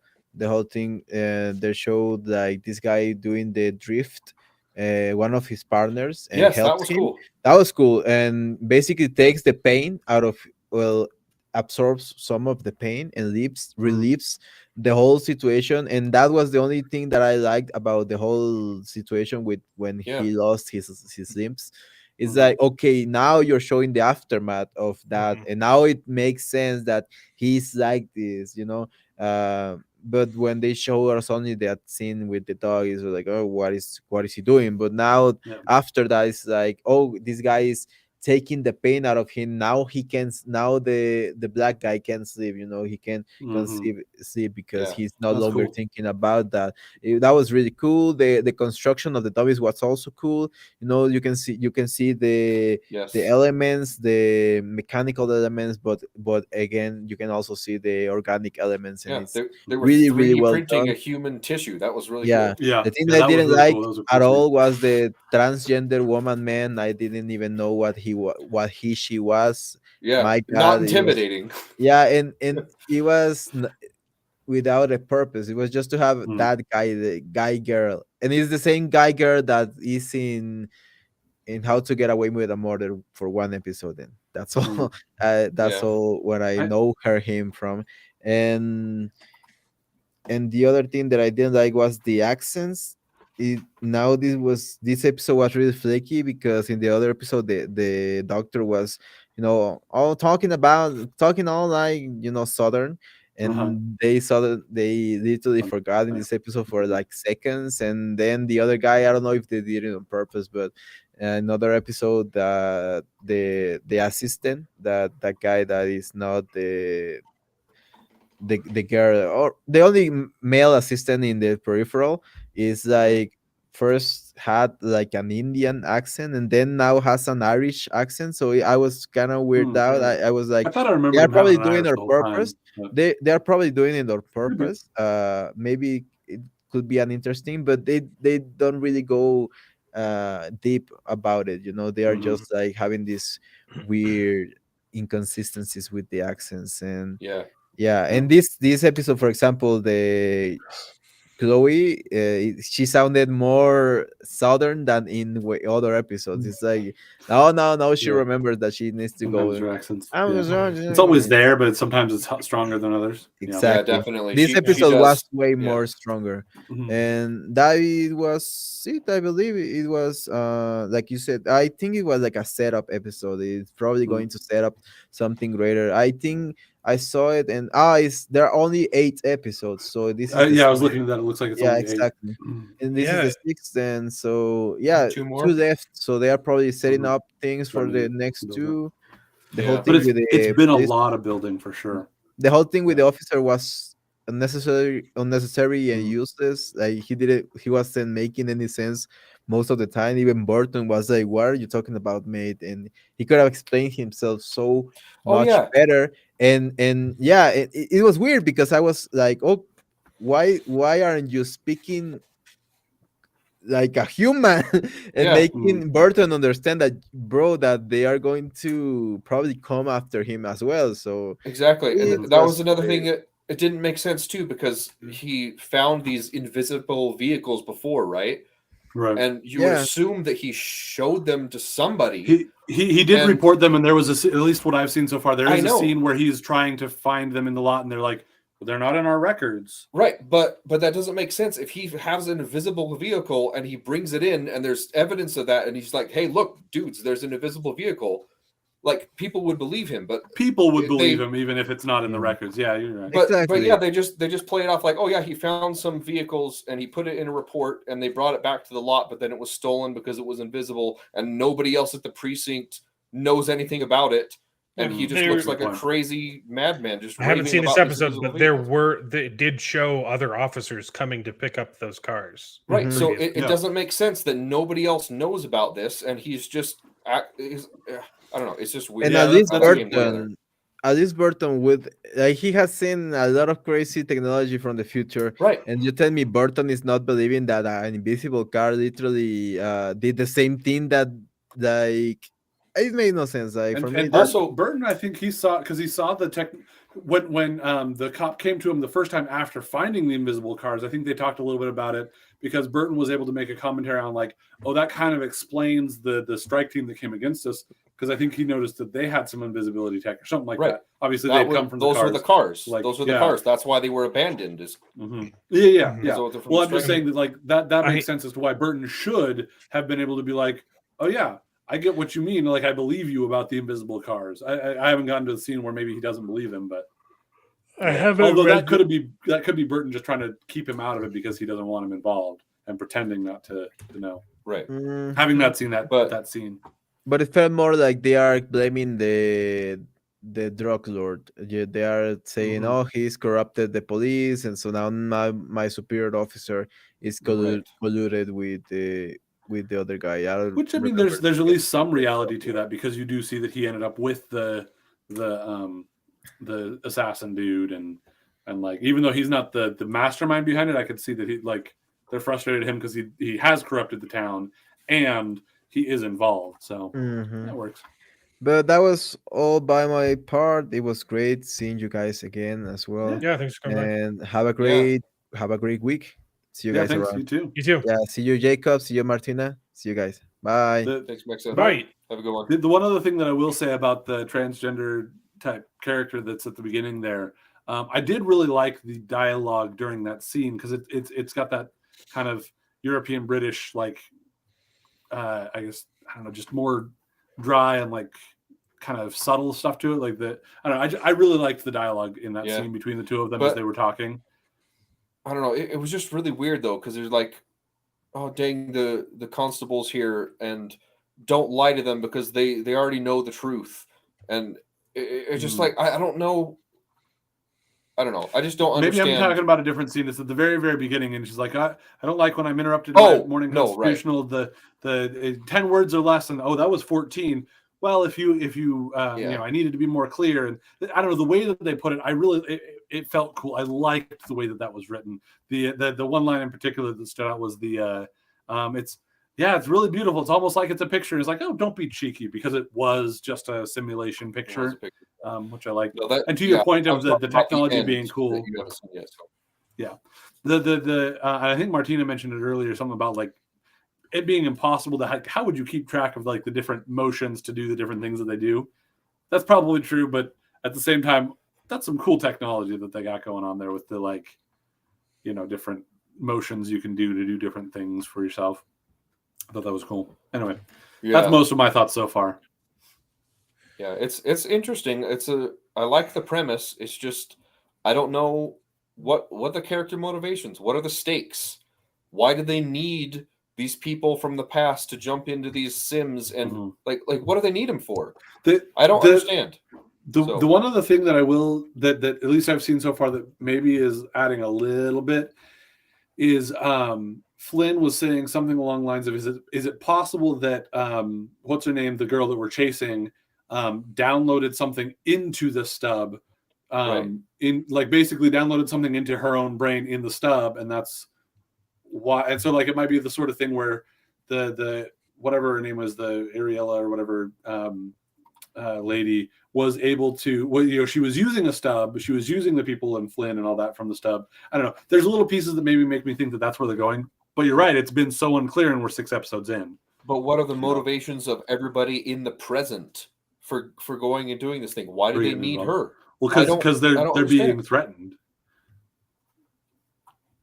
Flynn and Burton, their motivation is they want money, and if they don't help them out, they're going to be killed by these people that are trying to kill them from the RI, from the Research Institute. That's Flynn's motivation. It's money and not being killed by the assassins that are being sent after her. Yeah. I mean, it's just clunky. It isn't amazing, but I don't know. Still intriguing. Yeah. Like I said, it's not bad. There's nothing. Yeah, exactly. There's nothing I hate about it. I think the world building is fascinating, and it's done really well. Unfortunately, the story really isn't anything special, and it feels like they are stretching it. Yeah. It feels like they're trying to get 3 seasons out of one book, which is why I'm looking it up. Yeah. It's actually a trilogy of books. Oh, okay. The first book is called The Peripheral. The second book is called Agency, and it's both a prequel and a sequel. Okay. And the third book is not written yet, which is called The Jackpot. It's called the Jackpot Trilogy, referring to the big world-ending thing. The event, yeah. That's right. So, well, the series of events. So I haven't read the books. Again, like I absolutely love the world building, and that's why I'm still invested in the show. But I mean, the story, they keep repeating stuff, they keep treading water, and if you think back to the whole show, all 5 episodes we've seen so far. 6 episodes now. Yeah, 5 that you've seen, 6 that. What has the story been? She found a world. She learned a couple secrets about it, and people tried to kill her twice. Yeah. Well, I think we've learned something going on to her. Some weird physical things going on with her. We've learned basically everything from the first 2 episodes. Yeah. Like you learned all of that episode 2 in the first couple. Nothing's really happened. Yep. No, you're right. Absolutely. I'm intrigued. The bad guys and the good guys, they all know where each other are, but for some reason, they're just deciding not to do anything about it. Yeah. It's treading water. Yeah, I'm intrigued enough to definitely finish the season to see what sort of twist they have, to see if they actually give enough of it. And I'm not a quitter, so I'd be intrigued to finish it. Although there's a good chance that by the time the second season comes out, if we're not talking about it on this show, I might not get back to it just because there's too much else to do. Yeah, if the finale doesn't deliver, I wouldn't be not watch the season 2. No. Yeah, I would be fine with coming back even if the season finale doesn't deliver, but I won't have enough of my own motivation to do it probably. Yeah. So Jacob asked about Severance. I've heard it's fantastic. Same. It's also on Apple TV, and the only way I would subscribe to that is if they renewed Raised by Wolves. Fair. Yep. They do have Ted Lasso though as well. Heard great things about that. I watched it and pirated. I heard it was really good things, quite great. I've heard good things, and I was really interested in the moon one, where the Russians beat us to the moon or whatever. That one looked really interesting to me. Actually, I've heard mixed things about was it Foundation? I've heard horrible things about Foundation. I've heard horrible things too. I've heard people that like it and people that think it's absolute garbage. So it has nothing to do with the books. Essentially, the book. People say that Foundation is impossible to adapt, and those people are morons. It would be difficult. The problem is it doesn't stick with the same characters. It's like a story of generations. Basically, Foundation is, hey, it's the future. There is a really big problem that we know is going to happen. If we don't solve this problem, everyone's going to die. And it's about generations of scientists trying to solve the problem. And new kinks and problems arise. So you would have to change the cast every episode, but it could be freaking awesome. And they just did it with House of the Dragon. So do it. True. Yeah. Mm-hmm. The problem. Foundation takes a hint. It's like drinking a LaCroix, a foundation, a foundation flavored LaCroix, where it's kind of that, but it's the same characters the whole time. You literally cannot tell the story that way. I'm sorry, it's not Foundation. Well, it's so it sounds like what you're describing is the difference between House of the Dragon and Rings of Power in their handling of these events that should span time. Yes. Which is even more frustrating with Rings of Power because most of their characters they don't even need to recast like they did in House of the Dragon. But you are correct. Anyway. Yes. Want to talk 1899, Alan? 1899 is freaking good, guys. Did you watch all of it or just the first episode? No. I watched the first episode. Okay. I was very responsible. Good. I only watched the first episode. I wanted to keep watching, but I didn't. It's real good. Yeah, I was gonna let me see if I got some notes here. The poem that started was intriguing and ominous, but a little nonsensical. Nonsensical. What? No, it's great. I'm trying to remember exactly, but I wrote that down and I'm like, it was beautiful. It was intriguing and ominous. Absolutely. The mind is bigger than the ocean. When put side to side, one envelops the other, or one contains the other. Yeah, and then it's deeper than the ocean. Something is like deeper that. than the ocean because The brain. Yeah. So cool. Yeah. Very, very interesting. Intrigued by what's going on with her, with some sort of memory, or I don't know. Yeah. And then the letter from Harry, but then from Henry, but then it looks like they both have a similar letter. They both have a similar letter. Yeah. Mm-hmm. What is lost will be found, or something like that. I will say also the intro, like the beginning, like credits or whatever. I like the idea of a minor key, like twisted version of the White Rabbit or whatever it is. But this version was not my favorite rendition of that idea. Yeah, it's fine. It works. The credits though reminded me a little bit of Arcane and The Haunting of Hill House with the statue looking things and something happening to them, which was a very positive thing. That scene where they're all drinking at the same time. You got that? I was like, that's interesting. Not all of them. All but her. All but our main character. Yeah. But they were all following that one character's cue. Yeah. Which and then she goes you saw her talking with those other residents, and you're like, there's something more going on here. Yeah. Why is she giving them orders like this? And why would that matter? Which is really kind of interesting too. And actually, I think there's but not really that it'd be a surprise of any kind of a spoiler, but a probable spoiler on the fact that her dress being green. My wife was walking by. She was like, "Ooh, like at this time period, that would probably have been made out of arsenic. Like the dye for that would have been made from arsenic." Okay. Which, like looking into that, is all about the fact that arsenic was used to make that kind of coloring from some like Paris dyes, and it didn't wear off and things like that. But obviously, it was made out of arsenic, and so it poisoned a bunch of people. And so that's why, for a lot of like things. Villains are put in green, and poison is indicated as green because of the arsenic coloring that was used to dye those sorts of things. Which is why, if you notice, Maleficent, all of her magic is green. Scar, all of his stuff is green. It wasn't until apparently the 80s and 90s that green stopped having a negative connotation of just being poisonous and villainous. Right. And so by the time you got to her talking to those other passengers. That was just reaffirming the fact that I'm pretty sure this is going to be the villain of the show, the actual villain behind everything, or whatever else. A villain, or a villain. Yeah, you're right. The other thing that's kind of interesting with that, just another little historic aspect of it, is apparently, in spite of the fact that it was very quickly found out that arsenic was killing people with the dye that was involved with this, it was not outlawed and actually discontinued until the 1960s. Even though like decades and like probably a century of people knowing that this green arsenic dye was poisoning people.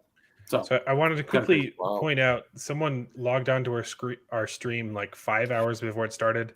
Yes. To say that apparently that Netflix stole the story from a Brazilian comic book in 2017. I've tried to look it up and I can't find any source for that. So I don't think it's true. That now could it have been inspired by something else? Probably. But this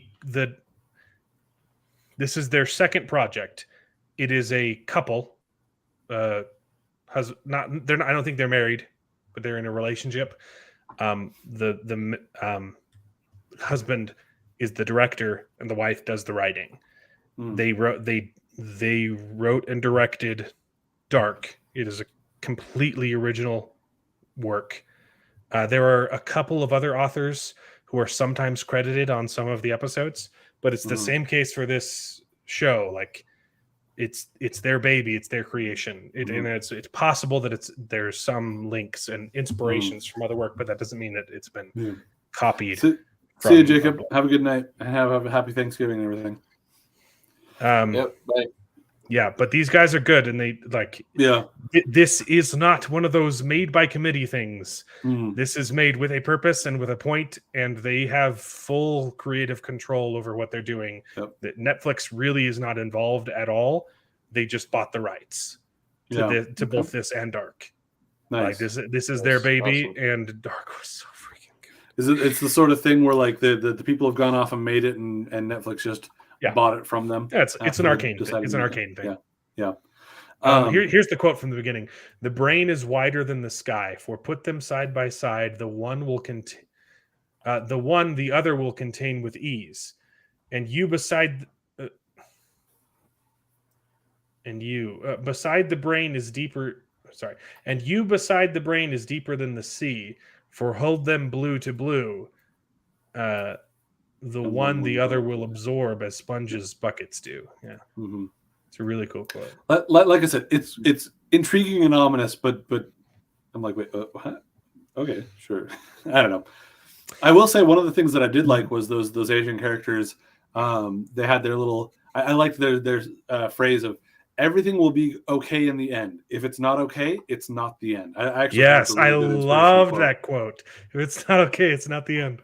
Yeah, I do think that it was rather convenient that they were listening to a recording at that moment, and it paused just long enough for them to say their little bit, and then it resumed. Basically, not a big deal. Absolutely a nitpick, just kind of a goofy little thing, but it was funny. I don't find any fault in Marvel movies, but I complain about this. I'm not saying I don't find fault in it, but I can roll with it, and I'll roll with this. But since you're pointing out problems with Marvel, I'll point out that's fair. That's fair. No, you're good. You're good. You're not allowed to criticize good things. Yeah. No, just kidding. It's so moody, right? Yeah. Like the atmosphere is just so wonderful. I am also intrigued about the way that they are handling the different languages, because sometimes they indicate that the characters can't understand each other because they're speaking different languages, but then sometimes they interact as though they're understanding each other. And when they go over to the other ship, it's like it's body language. Like and most of that loved it. Most of that I was can handled. work with. Most of that I can work with, but some of it, and then when they decide to go over to the other ship, with the team of literally every single person speaks a different language, it doesn't seem like the smartest move to not have somewhat of an ability to have extra ability to communicate with each other. Well, that's the thing where like English is kind of the universal language there. Kind of. I mean, even if you can't speak it, you can kind of understand directions in English. Yeah. Right. I mean, I suppose so. I mean, I'm biased about the fact that I grew up with English, so I would say so, but it's also one of the most nonsensical languages out there. So, but it borrows from everything. That's the thing. Yeah. So I mean, I'm intrigued. In real life, it's the universal language because it's easy to pick up no matter what language you originally spoke. Yeah.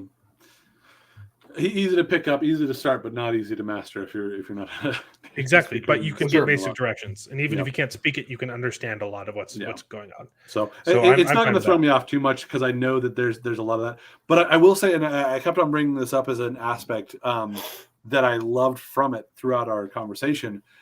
I love and appreciate the fact that they indicate, like they bring up and they show racism happening in this show. Yeah. But they're not just focused on trying to preach to you about white people versus people of color. Yeah. They're showing that everybody is racist towards everybody. That people, a bunch of different white characters and it also are racist against each other. And like it was really, serves really well the done. story. Like it's part of the world building, and that like there's a point to it. There's a point to it, and it's actually relatively. It is a historical fiction, so it is reflecting what it was like back then.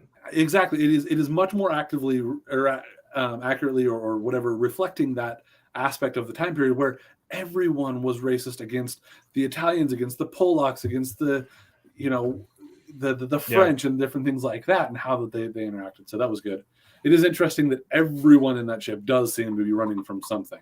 Yeah, like the French dude. I wonder what his deal was going on. They're all running from something. What do you think? What do you think this show is about? That's a great triangle. Yeah, that seems to be the hinting with all triangles and stuff going on. Even if watching like all of Dark season 1, if someone asked me what is the show about, there's no way I would have been able to tell you what happens in season 2 and season 3. But I would be able to say, like, yeah, it's about like time travel and destiny and predetermination and like thematically. I'm really curious to see where this is going. I'm sure it's has something to do with the Bermuda Triangle. With like the poster alone, it's literally a triangle. Yeah, I'm sure that's I don't know if they're actually physically close to Bermuda. I should have like looked that up. I should look up some maps. Coming up to where New York did it say somewhere? where they were coming from? I don't remember if it said specifically where they're coming from. I don't know if they did. I got the feeling it would have been from Europe to New York was, I think, the idea. It's somewhere European to somewhere American. American, yeah. Well, because you got the Pollock that's looking at the picture of it's kind of out of the way because you'd have to come down because Bermuda's down by Florida, isn't it? Yeah, by Cuba. Cuba and Florida area. Yeah, I think. So unless I don't think they were. I don't think they're that close yet. It doesn't seem like they should be, but I don't know. I'd be curious as to how that all goes. But so what do you think about the? I mean, David, depending on if you care about spoilers or not, but what do you think about the guy that climbs up onto the ship? I haven't seen it. No, I'm asking Alan what he thinks, warning you that I'm giving a little bit of spoileriness. Okay, got you. The guy that climbs up onto the ship in his little beetle. Mm-hmm.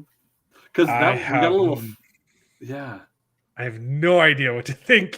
I'm so I could not be happier that I have no idea where this is going. Because you got that flash of she got like a weird flash of a beetle when she the kid had was a little asking her if vision. she had any kids. And then she Then she had a flash of her what I assume was her with her father from that opening scene.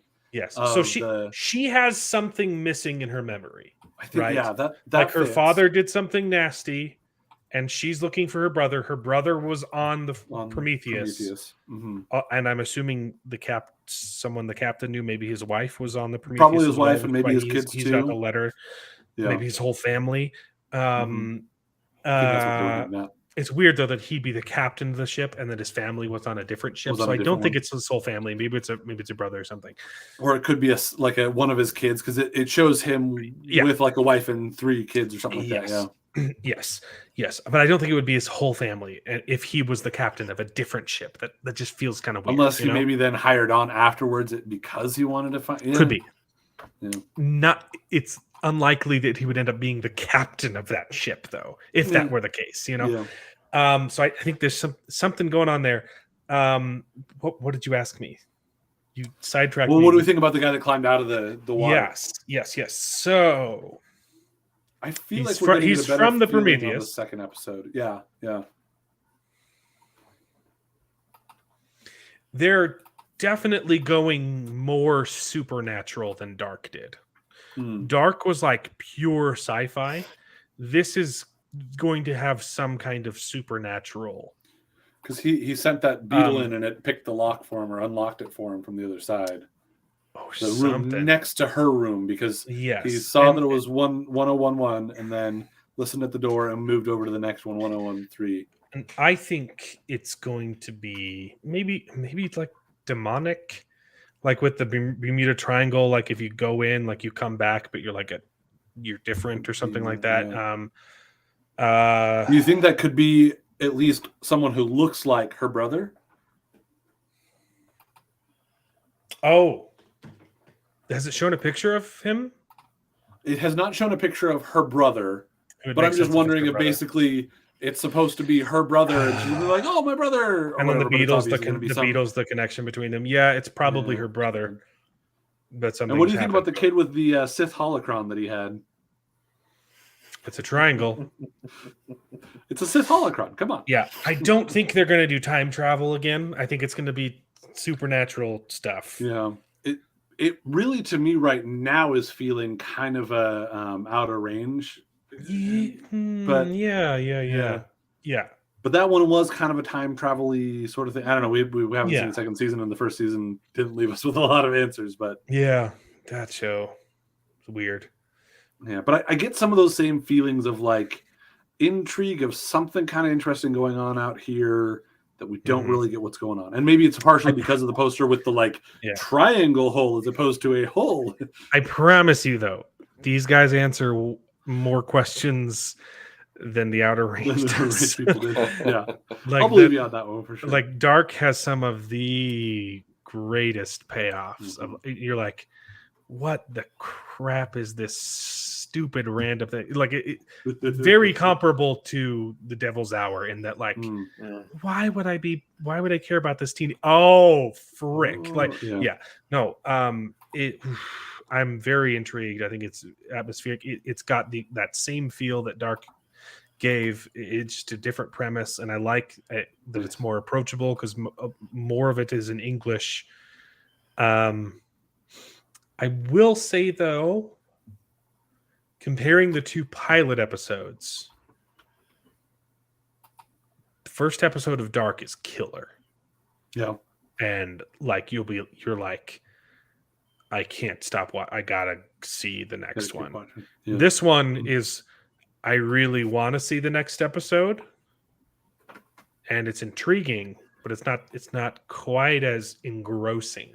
It definitely feels like a lot of setup, but in a very interesting way. Not like all right, let's get this set up. It's like I wonder where that's going to go. Ooh, I wonder where that's going to go.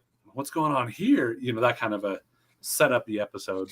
But I mean, it's pilots, of course. I'm most interested about the tea. That scene was. I don't know what that was. So many of the rest of the characters seem so know independent. What it was. Like, gosh. Maybe it's like a sync thing, like being synchronized. Yeah, I think there's. I don't know. It's really hard to approach this without thinking about Dark, and I don't want to say anything that's. Oh man, go watch Dark, guys! It's so good. It's so good. Yeah, like I said, that was one I put on my watch list, and then I lost access to Netflix. So yeah, there is got around to it. There is a teensy bit of nudity in it, but it's like European. It's not like sexual or.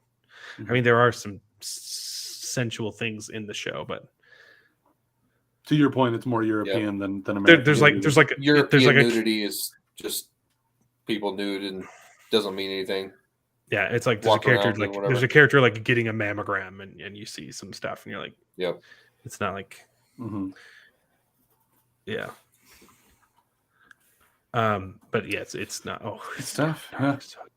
I am very intrigued. I'm definitely intrigued to see more. So excited to talk about it more. I literally trust these guys with my life. Like I'm seeing the little things. I have no idea what they're going for, but I know that it's going to be fun. And I can already tell, like, this has got the same care that they put into Dark. I'm really, really looking forward to seeing where it goes. What's interesting is that a lot of this show was filmed on a volume. Really? I can believe that, but it does not. Did you notice at all? Nope. Because that's how you do it, guys. Well, and House of the Dragon did it too, because they did a great job.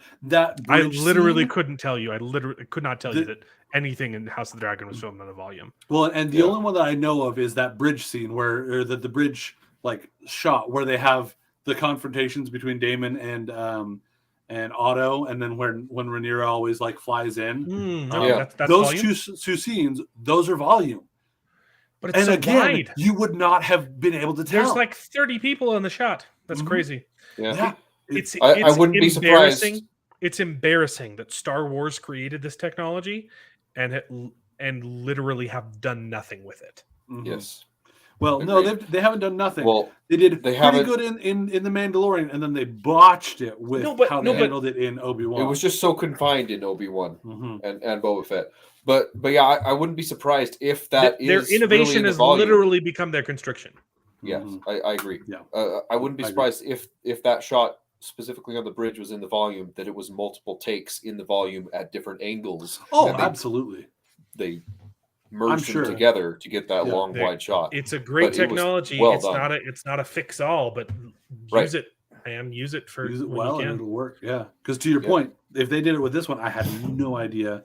And then the again, what I hear about with the House of the Dragon, I think it's about 50-50 of the shots are like volume and sets and stuff. Wow. Yeah. But that's the other thing too, is this show is the kind of show when you're running around on a ship that you can feel confined in, as opposed to something like an Obi-Wan where you're in big open spaces, but then you still somehow feel constrained, you know? I think it's most of the exterior shots, like if they're on the bow of the ship and you see I think that's all volume.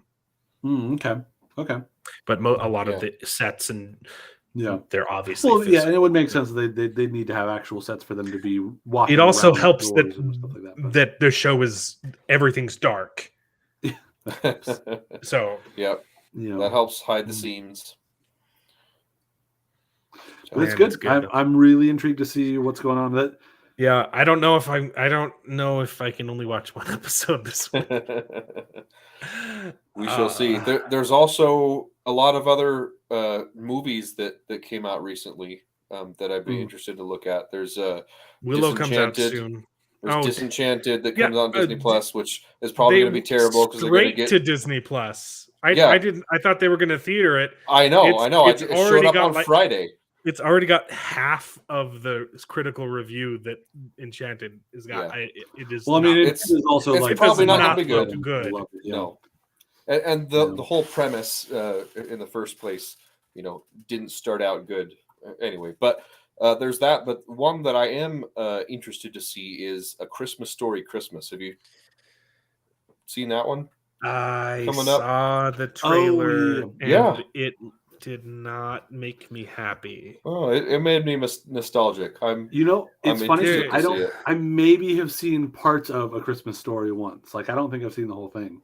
It's great. Christmas Story is fantastic. I mean, I know a lot of the cultural touchstones of the tongue on the flagpole or on the pole and the you'll put your eye out and everything. But in all honesty, A Christmas Story is not the best movie. It's not the best story, but man, it is iconic. It's like there's so many good parts of it. The leg lamp or whatever. Yeah. Like, so good. There's so many good, amazing parts of Christmas Story. Piece by piece, all together, it doesn't make a really good whole. But the parts with that are so good. I like the whole. I think it makes a good whole. Yeah, but I know a lot about holes too. So good job. There's a hole. I'm asking to fill it. Or no, void. There's a void, and I'm asking to fill it. Yeah, Martina, I don't know. I dropped that in the chat. Her previous. I saw the trailer, and it worried me. I don't know. It's on I didn't see anything. Yeah, it is on HBO. So I'll probably see both of those this week sometime. Is it HBO? I am going to be busy this week. It's horrible with my little girl. She's not even 2 years old, and she literally can't do anything anymore. And she was at the point where she was walking everywhere, climbing stairs, and doing everything. And now she can't do anything, so she needs constant attention. And she's miserable, and it makes us miserable, and then it makes us feel guilty for feeling miserable. But we're like, come on, just sit on the couch and enjoy it, right? Like, we have to carry her everywhere. So she has a stint right now, and they'll give her a cast next Monday because they had to wait like a week because it swells, and they have to wait for the swelling to die down before she can get a cast. Hopefully it'll be a little bit better with the cast, but still, she's not going to be able to move. It's just Is there any concern about like damaging growth plates or anything like that. That's going to be no. They said it's not like a horrible break. It should okay. heal pretty fast. It's just going to be annoying. Yeah. And well, it sucks because that is such a like developmental time. Like she's just starting to really walk everywhere and want to get walking and be able to move, and now she can't do that. And then is going to have to relearn how to. She's been walking for a long time, though. Well, I mean, for probably. Yeah, but she's that. I feel like that's almost worse because she was so used. She was super independent, and now she can't be independent. So she's grumpy. What was the point of that? I was saying I was busy. Week. Yeah. So I've got that, and I need to finish my Christmas song before December 1st. You better not release it till after Thanksgiving. You stay true to your word. I mean, I wouldn't mind. Why would I do that? I'm planning on releasing. I'm already listening to Christmas music. I'm planning on releasing it December 1st. It might end up being like the 5th. The only reason I've listened to Christmas music before Christmas so far is because of plans for our Christmas program at church. Trying to organize things for their help. Oh yeah, I keep forgetting. Yeah, the deal is still on. If so, I'll preview. There's a different song I can preview if we get 20 likes on an episode. We're averaging like 10. We're averaging 10. Yeah. That's pretty good. Nice. Yeah, not bad. So I'm trying to finish the Christmas song before December 1st. Fair warning, it's not happy. Oh. Have you heard the 12 Pains of Christmas? It's not your typical Christmas song. I mean, any of us surprised? It's one of the best ones I've ever written. Some of my favorite Christmas songs are, depressed, alone at Christmas ballads. They're just as good as the happy tunes playing in the snow, getting together with family.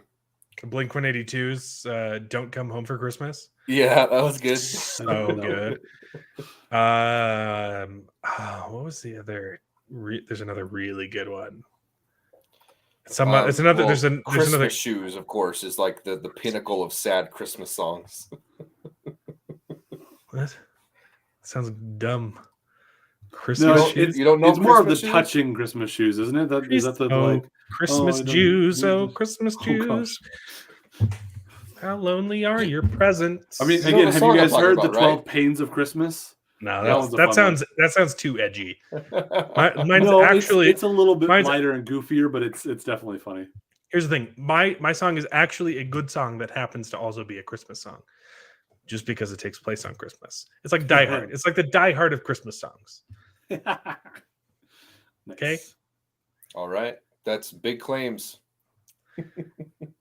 Well, it's real good.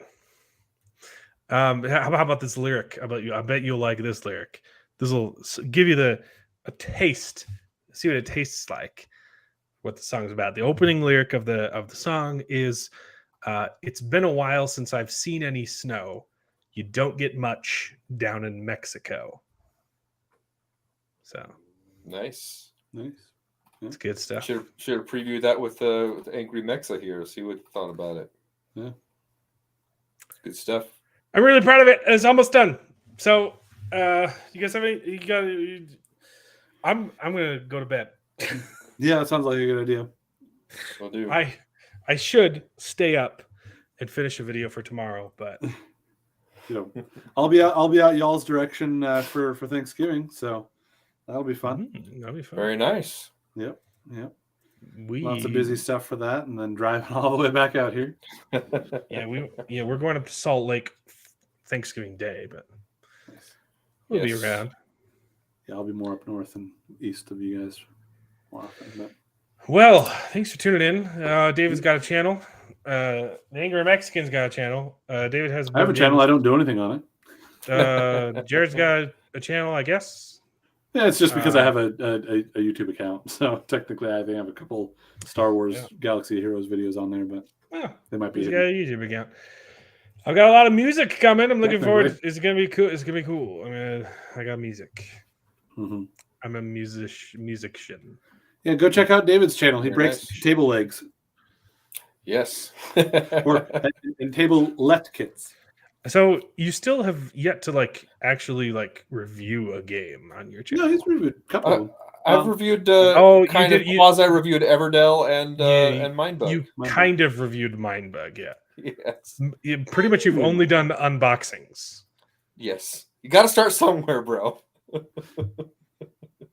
No, they're good. No. It's actually good content. It's good stuff. It is. Like I said, he's got your bloopers are some of the highlights for sure. I mean, not to take away from the rest of it. The bloopers are the highlights. It helps that we know you. Yeah. In terms of like we get you. We definitely get you. Yeah, I wonder how many non-family and friends stick around for the bloopers, but for now I'll keep them in there as long as they're not too long. Yeah, funny. Yeah. All right. Well, if anyone has anything else to say, speak now or forever hold your pee. I'm tired. I'm gonna go to sleep. That was last night was the worst. I didn't get any sleep because of my daughter. And how rude. Then do that to you. And then I got her to sleep at around like 4 a.m. And then the next thing I remember is waking up at 1 o'clock. Oof. That's rough. And then my wife said, "It's your turn now." And I said, "What time is it really 1 o'clock?" And I said, and then I said, "Okay, yeah, it's your turn to nap." Ouch. Yeah. So that's been my day. It's been fun. Sometimes. So see you guys. Well, good luck. See everybody. I'm Googling stuff about the Bermuda Triangle. Trying to figure out, honestly. Yeah. If they're coming from Europe, they're going to have to be blown way off course to get the Bermuda Triangle. Well, they're already going off course. They went off course by about 7 to 9 hours. Here's the thing. It really doesn't matter how much you Google. There's no way you're going to guess what they're going to do because, oh man, Dark was so out of this except that the entire series is out, so people have probably reviewed it and talking about it. But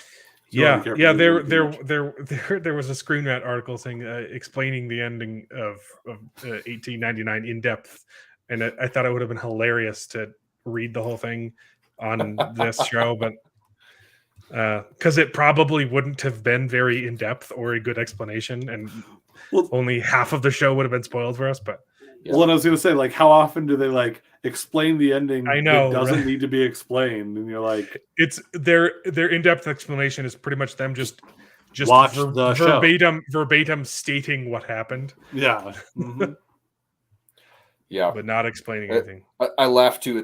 There's tons of YouTubers that will do breakdowns and Easter eggs on these episodes of Disney Plus shows, and or whatever, and they just rehash everything that happened. It's like that's not Easter eggs. You pointed out like one thing in the background, and the rest is just a synopsis of the episode. Like, shut up. Yeah, I'm like I clicked on this video hoping for theories about what the ending meant, not for you to just read the synopsis of the episode. Yeah, exactly. I saw the ending and it confused me, and I'm trying to figure out if I like the show or not, and that's why I'm watching this YouTube video. Please give me some theories so I can decide whether or not it was good or not. Those are the clickbaits that bother me the most, because it's like I really do like and enjoy being able to be shown Easter eggs, or especially things that like I wouldn't have known. I used to really like it. There was a channel that he would do stuff for some of the Arrowverse stuff, talking about like what happened in the episode related to things from the comics, because I love being able to learn about that, but I'm not somebody who goes into a lot of the comics, and this is a guy who goes into the comics. Mm-hmm. But then he kind of stopped doing that, and I'm like, man, that really sucks, because that's something I really enjoy.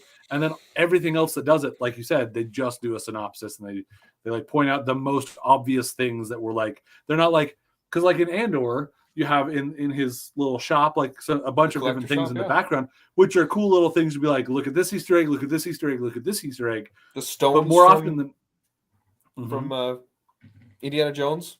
Yeah. Oh, nice. Cool. I didn't pay attention to that. You didn't catch that? Yeah, they have the stones from the second Indiana Jones. That's awesome. But again, like you, as opposed to what they usually do, which is just the like, yes, this episode Mon Mothma showed up, and you're like, Yeah. Yeah, because they said, "Hey, hi, my name is Mon Mothma, and I am here."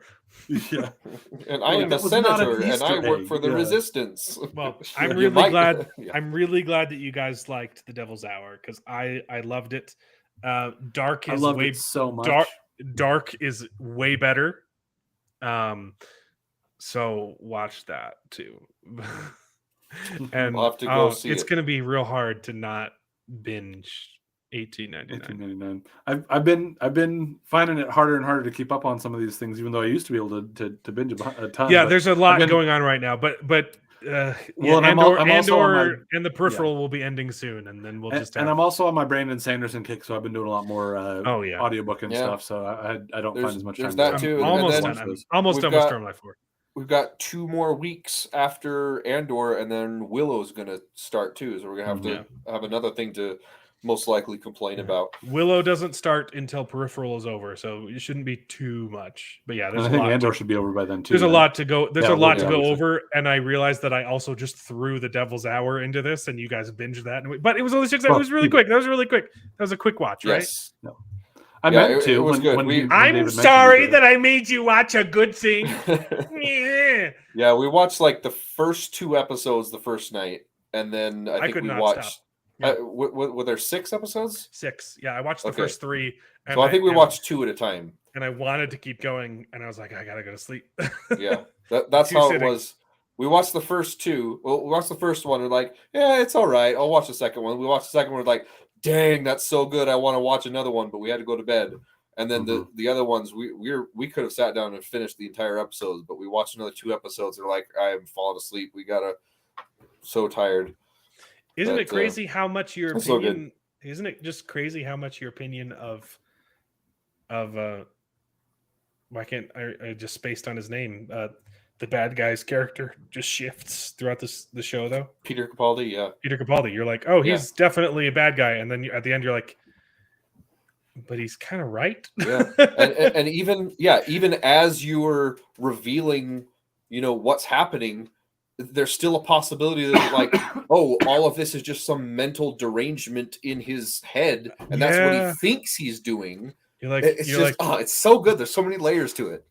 He's basically the good guy, though. kind of, yeah. Like serving the greater good by doing. All right, I gotta binge through this. Then I gotta binge through this. It's really good. It's really good. It's brilliant. Just that premise of, I mean, it's just things have been done.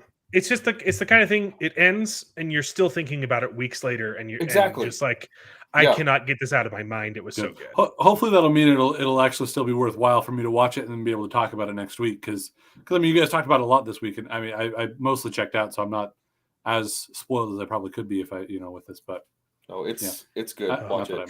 Capaldi was just phenomenal in the role, though. Yes, he was so creepy. And then completely different,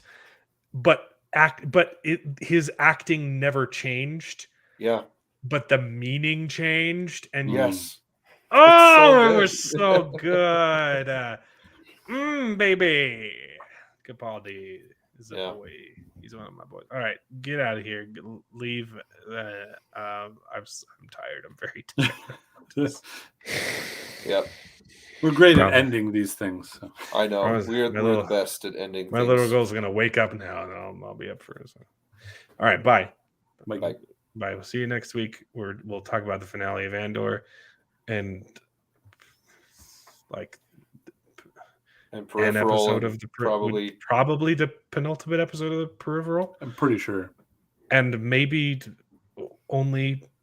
definitely only one episode of 1899. We've also got Thanksgiving in there, so it'll be busy. So we got Thanksgiving, right?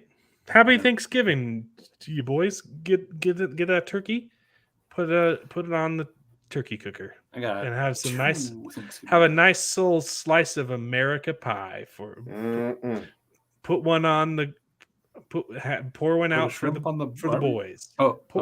Pour out a pumpkin pie for the boys. Bye. Oops. Maybe. Is it ending? Well, I keep done? forgetting. I keep forgetting it's a 2-button click. So I click the end stream, and then a thing pops up, but it's in a different location, and then I have to push that button to actually end the stream. So Are you sure you want to end the stream? Fascinating content. I always time